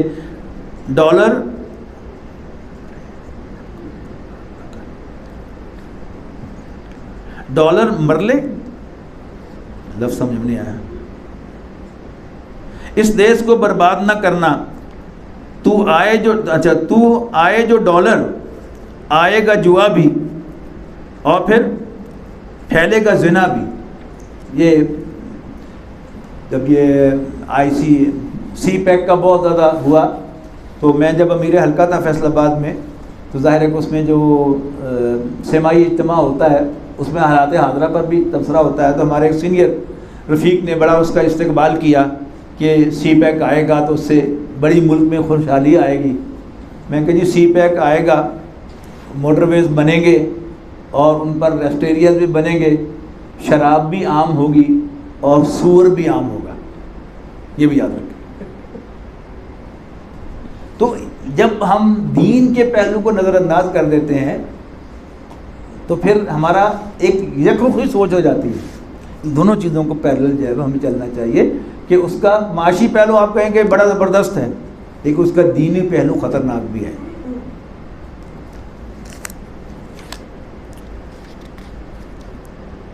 اور یہاں کارخانے تو لگیں گے لیکن عوام کی حالت یہ ہوگی، کپڑے تو بنیں گے تن کم ہی ڈھکیں گے، یعنی معاشی ترقی ہوگی، ٹیکسٹائل ملیں لگے گی، لیکن تو کیا اس میں تمام عورتیں جو ہیں وہ لباس پہننا شروع کر دیں گی شرعی؟ نہیں۔ کپڑے تو بنیں گے تن کم ہی ڈھکیں گے، کیونکہ مغربی سرمایہ داران نظام میں تو یہی کچھ ہوتا ہے، اور اس کا نقشہ آپ جا کر امریکہ میں دیکھ سکتے ہیں۔ وہاں غلاظت کے ڈھیروں پر بھی انسان رہ رہے ہیں، جبکہ کچھ لوگوں کے پاس قدر دولت ہے کہ وہ 40 بلین ڈالر کا ایک چیک لکھ سکتے ہیں۔ تو مغربی سرمایہ دارانہ نظام نے تو یہی کچھ ہوگا کہ دولت کے ارتکاز چند ہاتھوں میں ہوتا چلا جائے گا، اور سود کی لعنت جسے قرآن اللہ اور اس کے رسول کے خلاف جنگ کا الٹیمیٹم قرار دیتا ہے، ملکی معیشت کے رگ و ریشے میں سرایت کرتی چلی جائے گی۔ اسی کا نتیجہ ہے کہ آج ہمارا عام آدمی بھی سود کے حق میں بات کرتا ہے۔ یہ صورتحال ہمارے لیے تشویش کا باعث ہے، لیکن بہرحال ہم چاہتے ہیں کہ سیاست میں جمود نہ ہو اور ملکی سیاست کی گاڑی دو پہیوں پر چلے۔ ہماری مذہبی سیاسی جماعتوں کو بھی چاہیے کہ وہ اپنی حکمت عملی اور طریقہ کار پر نظر ثانی کریں۔ پاکستان کی مذہبی جماعتوں کا جائزہ۔ اپنی گفتگو کے آخری حصے میں مجھے پاکستان کی مذہبی جماعتوں کے بارے میں اپنا جائزہ پیش کرنا ہے۔ یہاں یہ وضاحت ضروری ہے کہ مذہبی جماعتوں سے میری مراد مذہبی سیاسی جماعتیں ہیں۔ قبل ازیں میرے بعض خطبات اور انٹرویوز کی اخباری رپورٹنگ سے بعض مذہبی حلقوں کو بہت برا منایا، لہذا یہ وضاحت کر رہا ہوں کہ وہ مذہبی جماعتیں جو تبلیغ و اشاعت کا کام کر رہی ہیں یا اصلاح عقائد اور اصلاح اعمال وغیرہ کے نوعیت کے کام کر رہی ہیں، وہ ہماری اس بحث سے خارج ہیں۔ میں چونکہ پاکستان کی سیاست کے بارے میں اپنا موقف بیان کر رہا ہوں، لہٰذا اس اعتبار سے ان مذہبی جماعتوں کے بارے میں بھی جن کا اس ملک میں کوئی سیاسی رول بھی ہے اپنا موقف بیان کرنا ضروری سمجھتا ہوں۔ اس ضمن میں سب سے پہلی بات یہ ہے کہ اس ملک میں دینی و انقلابی تحریک صرف ایک تھی اور وہ جماعت اسلامی تھی۔ یہاں دینی اور انقلابی کے الفاظ کی اہمیت پیش نظر رہے، میرے نزدیک جماعت اسلامی ایک مذہبی نہیں، دینی اور ایک سیاسی جماعت نہیں بلکہ انقلابی تحریک تھی۔ لیکن اب جو صورتحال ہے وہ بالکل مختلف ہے۔ اس نے سیاست کے میدان میں آ کر اپنا دینی اور انقلابی ہونے کا کردار داغدار کر لیا ہے۔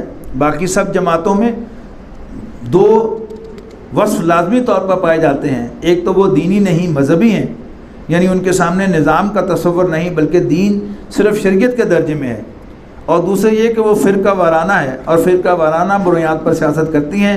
اہل حدیث، بریلوی اور دیوبندی مسلک کی جماعتیں اپنے اپنے فرقے کے نعرے لگا کر ووٹ لیتی ہیں، لہذا جہاں جہاں ان کے کچھ فرقہ وارانہ اثرات اور کچھ دائرہ اثر و نفوذ ہے وہی ان کا سیاسی دائرہ کار ہے۔ میرے نزدیک ان کی اصل حیثیت علماء کی ٹریڈ یونینز کی سی ہے، یہ میں پہلے ایکسپلین کر چکا ہوں۔ ان سب کے بعد چوتھے نمبر پر ہماری تنظیم اسلامی یا تحریک خلافت ہے، جو حجم کے اعتبار سے ابھی کسی شمار قطار میں نہیں۔ ہمیں چاہیے کہ کوئی پانچواں سوار، ہمیں چاہے کوئی پانچواں سوار کہہ لے، چاہے ساتواں سوار کہہ لے، یا کوئی اور توہین آمیز الفاظ استعمال کرنا چاہے، ہمیں قبول ہے۔ میں اپنے بارے میں یا تنظیم اسلامی کے بارے میں یا تحریک خلافت کے بارے میں کسی مغالطے کا شکار نہیں ہوں، لیکن اصولی اعتبار سے تنظیم اسلامی علامہ اقبال، مولانا ابوالکلام آزاد اور مولانا مودودی کے دینی انقلابی فکر کا تسلسل ہے، اور یہ پڑھنے کے لیے آپ اسلام کا بر عظیم پاک و ہند میں اسلام کا انقلابی فکر اور اسے انحراف کی رائے ضرور پڑھیں۔ یہ بھی نوٹ کر لیں۔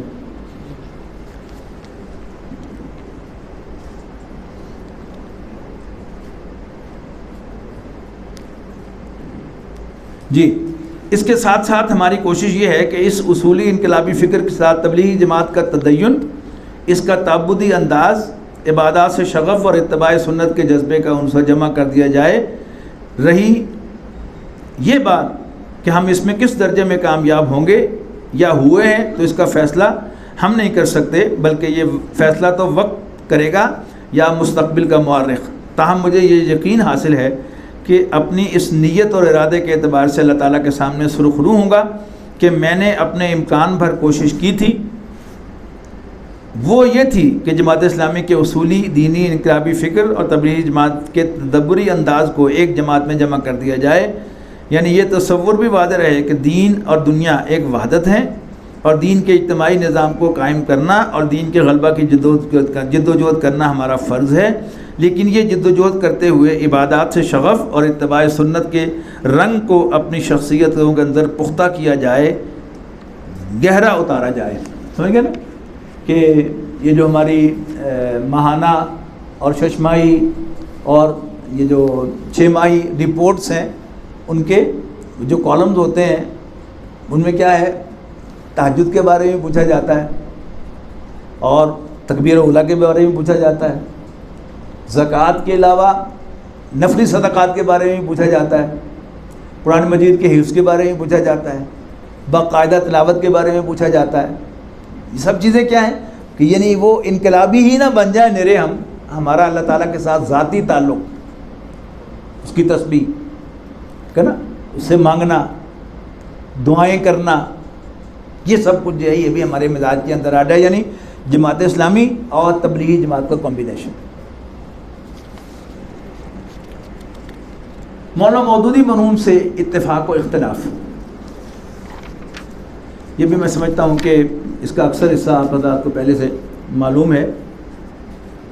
اب وہ خاص طور پر کہ ابھی ذکر بھی آ چکا کہ جماعت اسلامی اصولی واحد انقلابی جماعت تھی، اسلامی انقلابی جماعت تھی، لیکن تقسیم ہند اور قیام پاکستان کے بعد مولانا مودودی نے جو موقف اختیار کیا اور اضافی طور پر جو 2 کام کیے، ان میں سے ایک کو تو میں 100% درست سمجھتا ہوں، اور دل میں ایک ہوک سی اٹھتی ہے کہ کاش مولانا یہی ایک کام کرتے چلے جاتے اور دوسرا کام نہ کرتے جو 100% غلط تھا۔ قیام پاکستان کے بعد صحیح کام دستور اسلامی کا مطالبہ تھا، انہوں نے اس کے لیے مہم چلائی کہ آپ نے پاکستان اسلام کے نام پر بنایا ہے، اب یہاں دستور بھی اسلامی ہونا چاہیے۔ مولانا مودودی یہ مطالبہ لے کر کھڑے ہوئے تو پوری قوم نے ان کا ساتھ دیا اور ان کی آواز میں آواز ملائی، اور چونکہ اس وقت تک جماعت اسلامی ایک سیاسی پارٹی نہیں تھی، لہذا مسلم لیگ کے مخلص لوگوں نے بھی اس مطالبے کی حمایت کی، یہاں تک کہ قرارداد مقاصد پاس کرانے میں فیصلہ کن کردار مولانا شبیر احمد عثمانی رحمۃ اللہ علیہ نے ادا کیا۔ انہوں نے دستور ساز اسمبلی میں یہ دھمکی دی تھی کہ اگر تم نے یہ قرارداد پاس نہ کی تو میں بھی استعفیٰ دے کر جاتا ہوں اور عوام کو بتاتا ہوں کہ مسلم لیگ نے اسلام کے نام پر اسلام کا نام لے کر دھوکہ دیا تھا۔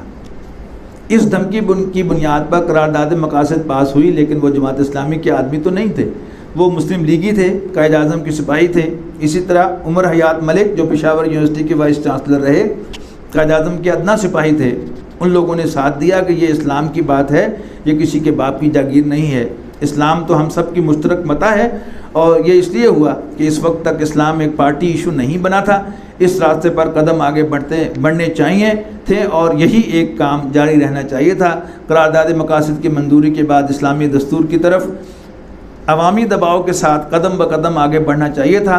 اس کے لیے رائے عامہ کو مزید منظم کر کے اس میں تمام طبقات کا تعاون حاصل کرنے کی ضرورت تھی، لیکن دوسرے قدم نے بیڑا غرق کر دیا۔ 1951 کے الیکشن میں حصہ لے کر جماعت اسلامی ایک سیاسی پارٹی کی حیثیت اختیار کر گئی اور اس طرح اس نے مذہب کو ایک پارٹی ایشو بنا دیا۔ پھر چھوڑ کر جماعت اسلامی کے تیسرے دور کا آغاز 1958 سے ہوتا ہے۔ 1958 میں ایوب خان کے مارشل لاء کے بعد مولانا مودودی مرحوم نے جو لائحہ عمل اختیار کیا وہ 50% درست تھا اور 50% غلط تھا۔ درست یہ کہ مارشل لاء کی مخالفت کی، جو آج ہم بھی کر رہے ہیں، کیونکہ مارشل لاء اس ملک کے لیے زہر قاتل ہے، لیکن 50% غلطی یہ ہوئی کہ بحالی جمہوریت کے لیے سیکولر قوتوں کے ساتھ مل کر اپنی ساری توانائی اس کام میں صرف۔ حالانکہ دیکھنا یہ چاہیے تھا کہ سیکولر جماعتوں کی جدوجہد سے جو جمہوریت آئے گی وہ تو سیکولر جمہوریت ہوگی، آپ کا اس میں کیا بھلا ہوگا اور اسلام کا اس میں کیا بھلا ہوگا۔ لیکن مولانا مودودی اور جماعت اسلامی نے 11 سالہ ایوبی دور یعنی سن 58 سے 69 تک میں اپنی تمام مساعی اسی بحالی جمہوریت کے تحریم کے لیے وقفیہ رکھیں۔ اس کا نقصان جماعت کو یہ ہوا کہ اس کی اپنی تنظیمی بنیادیں مستحکم نہ ہوئیں، اپنے کارکنوں کی تربیت پر توجہ نہ دی جا سکی، جس کے نتیجے میں وہ اصل قوت فراہم نہ ہو سکی کہ اپنے بل پر کھڑے ہو کر باطل نظام کو چیلنج کیا جا سکے، بلکہ اپنی قوتیں ضائع کر دیں۔ مولانا مودودی مرحوم کی زندگی میں جماعت کے یہ 3 دور ہیں۔ جماعت اسلامی کے چوتھے دور کا آغاز وہاں سے ہوتا ہے جب مولانا مودودی نے جماعت کی عمارت چھوڑ دی اور میاں طفیل محمد صاحب امیر جماعت بنے۔ یہ چوتھا دور گومگو کا دور ہے۔ اس سے پہلے 11 سالہ دور میں جمہوریت کے لیے جہاد کیا گیا تھا اور مارشل لاء کی مخالفت کی گئی تھی، لیکن اس دور میں ضیاء الحق صاحب کے مارشل لاء سے تعاون کیا گیا۔ اس کے بارے میں زیادہ تفصیل میں نہیں جانا چاہتا، البتہ اس کے بعد جو دور آیا جس میں قاضی حسین احمد صاحب منظر عام پر آئے اور اس کے بارے میں کچھ اظہار خیال کرنا چاہتا ہوں۔ قاضی حسین احمد اور ان کی آراء، میں نے اس سے پہلے بھی کچھ کہا ہے، آج پھر کھل کر کہہ دینا چاہتا ہوں کہ قاضی صاحب جوان ہیں، باہمت ہیں، ان میں حرکت ہے، اس میں کچھ شک نہیں۔ اور جس طرح میں نے نواز شریف صاحب کے بارے میں کہا کہ اسی طرح قاضی صاحب کے بارے میں بھی کہہ رہا ہوں کہ وہ اپنی ذاتی حیثیت میں قائد بن کر ابھرے ہیں۔ He is a leader in his own right. وہ جماعت اسلامی میں امارت کے منصب پر اپنی ذاتی حیثیت سے فائز ہوئے ہیں، وہ مولانا مودودی کے اشارے سے یا کسی ادارے کے کہنے سے امیر نہیں بنے۔ شروع میں ان کے اندر جوش زیادہ، ہوش کم تھا، چنانچہ ایک دور میں وہ صدام حسین کی رد میں بھی بہہ گئے تھے اور لال قلعہ دہلی پر پرچم لہرانے کی باتیں بھی سرے عام کر رہے تھے۔ حالانکہ ایسی باتیں دل میں ہوں تو بھی زبان پر لانی نہیں ہوتی۔ کسی قائد کو ایسی بات زبان سے نکالنا زیب نہیں دیتا، دل میں ایسی امنگ ضرور ہونی چاہیے اور اس کے لیے کوشش بھی کرتے رہنا چاہیے۔ خود رسول اللہ صلی اللہ علیہ وسلم نے فرمایا، استعینوا علی الحوائج بالکتمان، اپنے ارادوں کو مخفی رکھ کر اپنی ضرورتیں پوری کرو۔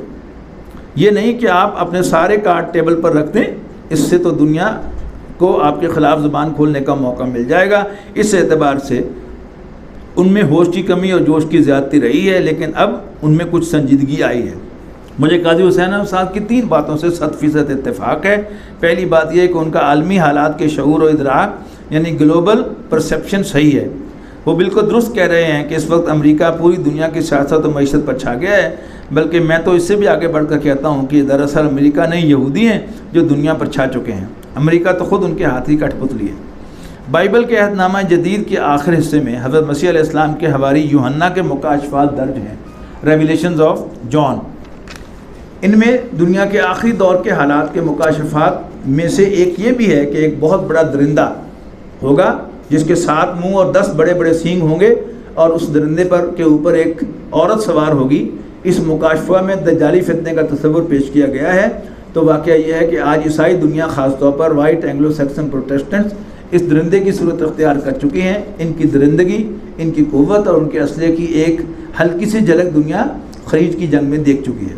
یہ لوگ ایک چھوٹے سے ملک کے خلاف کیسے کیسے دیو ہیکل جہاز لے کر آتے ہیں، حالانکہ ان کے مقابلے میں ان کی کیا حیثیت تھی، لیکن یہ سب کچھ اس لیے کیا گیا کہ وہ چاہتے تھے کہ اس کا ایک طور سے بھرکس نکال دیا جائے کہ ہمارا ایک آدمی بھی نہ مرے، ورنہ اگر یہاں سے لاشوں کی بوریاں، ڈیڈ باڈی بیگز جانا شروع ہو گئیں تو امریکی رائے عامہ قیامت برپا کر دے گی۔ بہرحال اس درندے کے اوپر اس وقت یہود سوار ہیں، سوار ہیں جنہیں ان کی بزدلی کی وجہ سے مکاشفہ میں عورت کی شکل سے دکھایا گیا ہے۔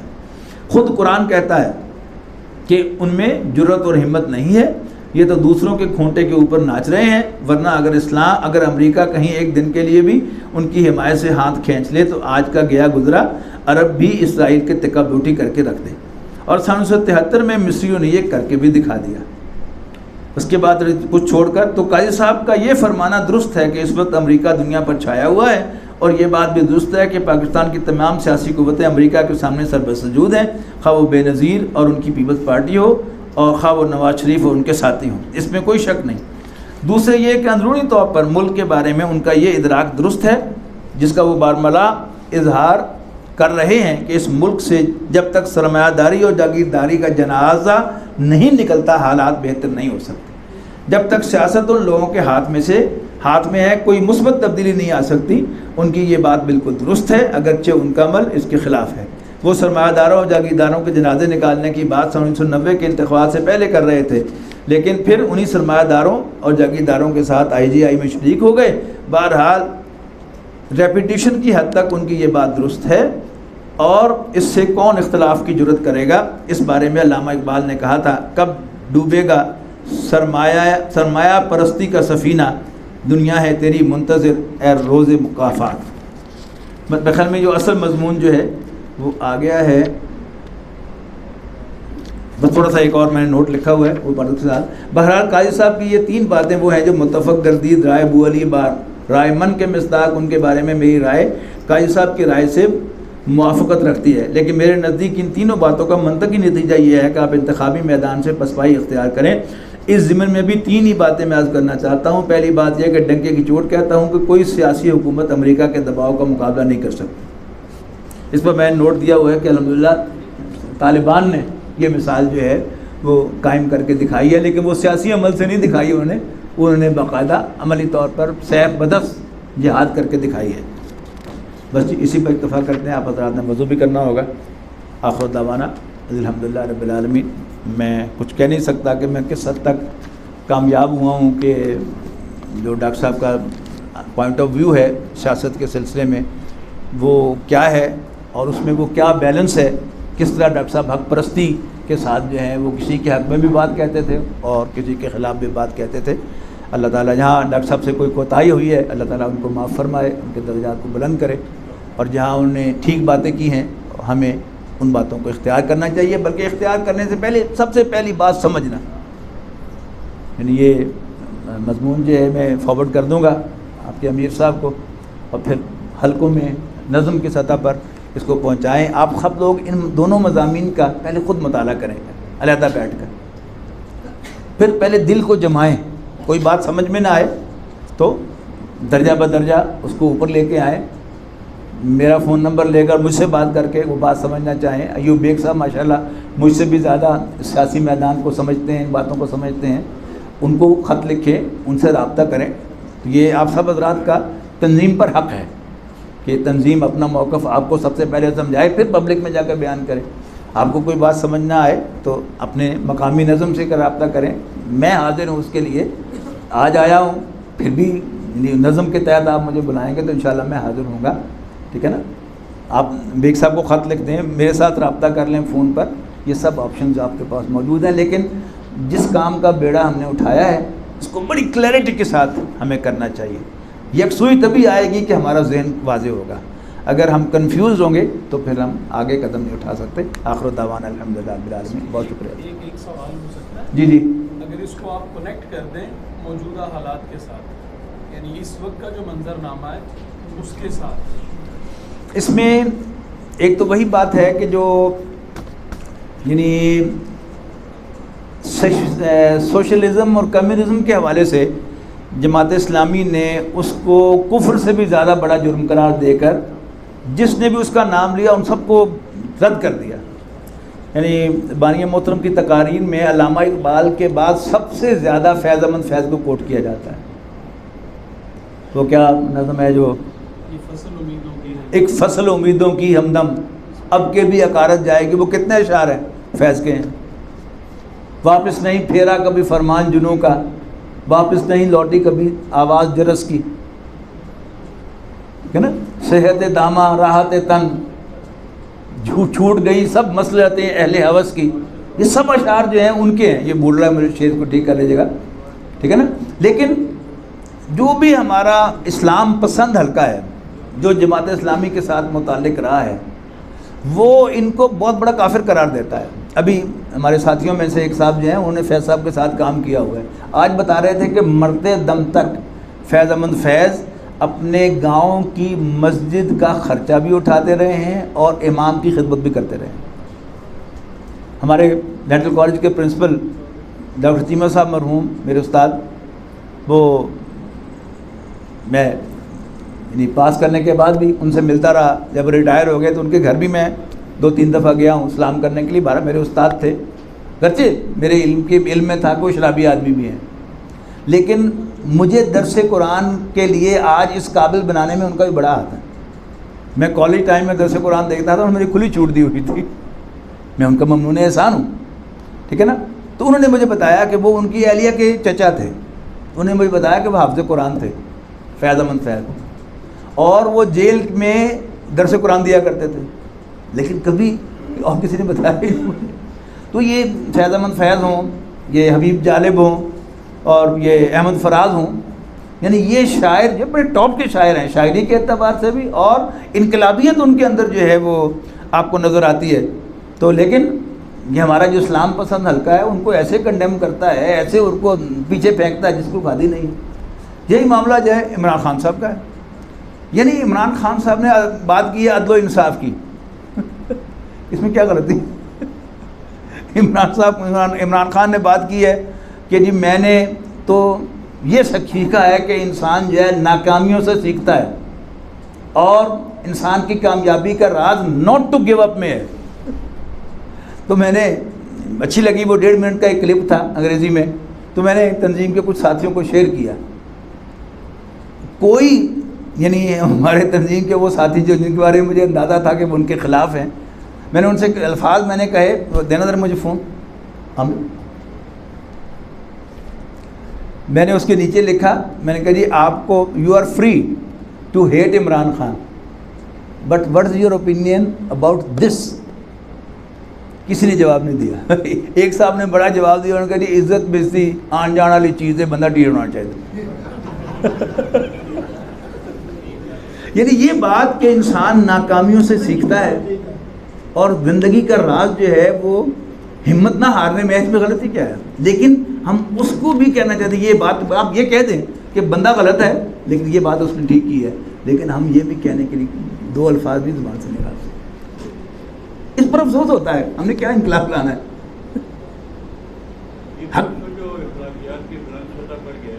جی آپ کہیں کہ وہ غلط کیا اس نے، بالکل کہیں، کون روکتا ہے آپ نے؟ جی نہیں، میں تو کہا ہے کہ you are allowed to hate ہم، اس سے بڑا لفظ کو ہو سکتا. لیکن اس بیان کے بارے میں آپ کو کیا رائے ہے؟ میں تو کہہ رہا ہوں کہ آپ کو ہیٹ کرنے کی اجازت ہے. بہت بڑا لفظ ہے ہیٹ. تو آپ کریں ہیٹ. آپ کو ایک بات بھی ناپسند ہے لیکن آپ میں اتنی ضرورت ہونی چاہیے کہ بندہ غلط ہے لیکن یہ بات اس نے ٹھیک کی ہے. ہم تو یہ بھی نہیں کہتے. ٹھیک ہے نا جی.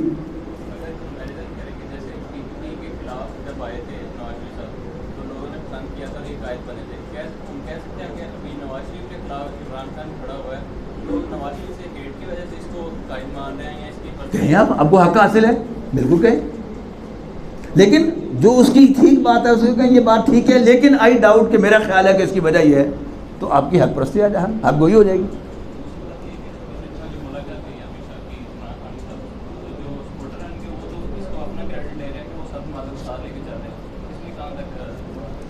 وہ پریس لیے وہ تو انہوں نے ٹویٹ کر دیا, انہوں نے اپنے اوریا صاحب نے کر دیا, لیکن ہم نے تو شہباز شریف صاحب سے بھی ٹائم لیا ہوا ہے, تنظیم نے بالکل لیا ہوا ہے.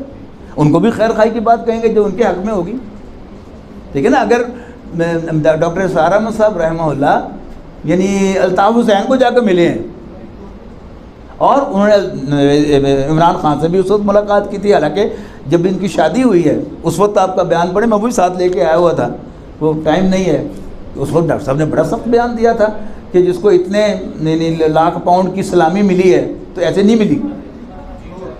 ٹھیک ہے نا. یہی حق گوئی ہوتی ہے کہ جب آپ اس کی غلط بات سمجھے تو غلط کہیں, جو ٹھیک ہو تو ٹھیک کہیں. یعنی اس سے زیادہ کوئی بات ہو سکتی ہے کہ یہودیوں کا ایجنڈا. میں اس سے بھی اگلی بات آپ کو بتا دیتا ہوں کہ یعنی ذاتی گواہی, ہمارے نائب ناظم اعلیٰ جو شمالی پنجاب کے ہیں اپنے راجہ اصغر صاحب, انہوں نے مجھے بتایا کہ ان کو کیا ہمارے جو ہیں راجہ ظفر الحق صاحب نے بتایا کہ ایک دفعہ ان کو بتایا صاحبزادہ یعقوب علی خان نے جو ہمارے فارن منسٹر رہے طویل عرصے تک, کہ ایک دفعہ ہینری کسنگر نے ان سے کہا کہ you should take care of our boy. تو کہتے میں نے حیران ہو کر کہا کہ ہو از یور بوائے؟ ان کا عمران خان. اصل میں ہوا کیا ہے کہ اسلام عمران خان تو خود کہہ رہا ہے کہ میں سیرت النبی پڑھ کے مسلمان ہوا ہوں, کہہ رہے ہیں نا. تو اگر حضرت عمر رضی اللہ تعالیٰ عنہ جو حضور صلی اللہ علیہ وسلم کو قتل کرنے کے لیے گھر سے ارادے سے نکلے تھے, پھر وہ حضور صلی اللہ علیہ وسلم کے مرید ہو گئے بلکہ جان نثار بن گئے ان کے, تو ہم نے ان کا پچھلا وہ قصور معاف کیا کہ نہیں کیا؟ کیونکہ باقیوں کو بھی کر دیں. میں تو کہتا ہوں کہ آپ ہیٹ کریں, کسی سے ہیٹ کرتے ہیں لیکن کوئی بات وہ حق کی کہتا ہے. یہ بات کہ تمام لوگوں کو برابر انصاف ملنا چاہیے, اس میں کیا غلطی ہے کوئی غلطی؟ ایک پہلو یہ بھی ہے نا کہ ساری اس کی مثبت بات کے بعد اگر کوئی غلط چیز برآمد ہوتی ہے تو اس وقت پھر غلط کہے. غلط کہے, بالکل کہے.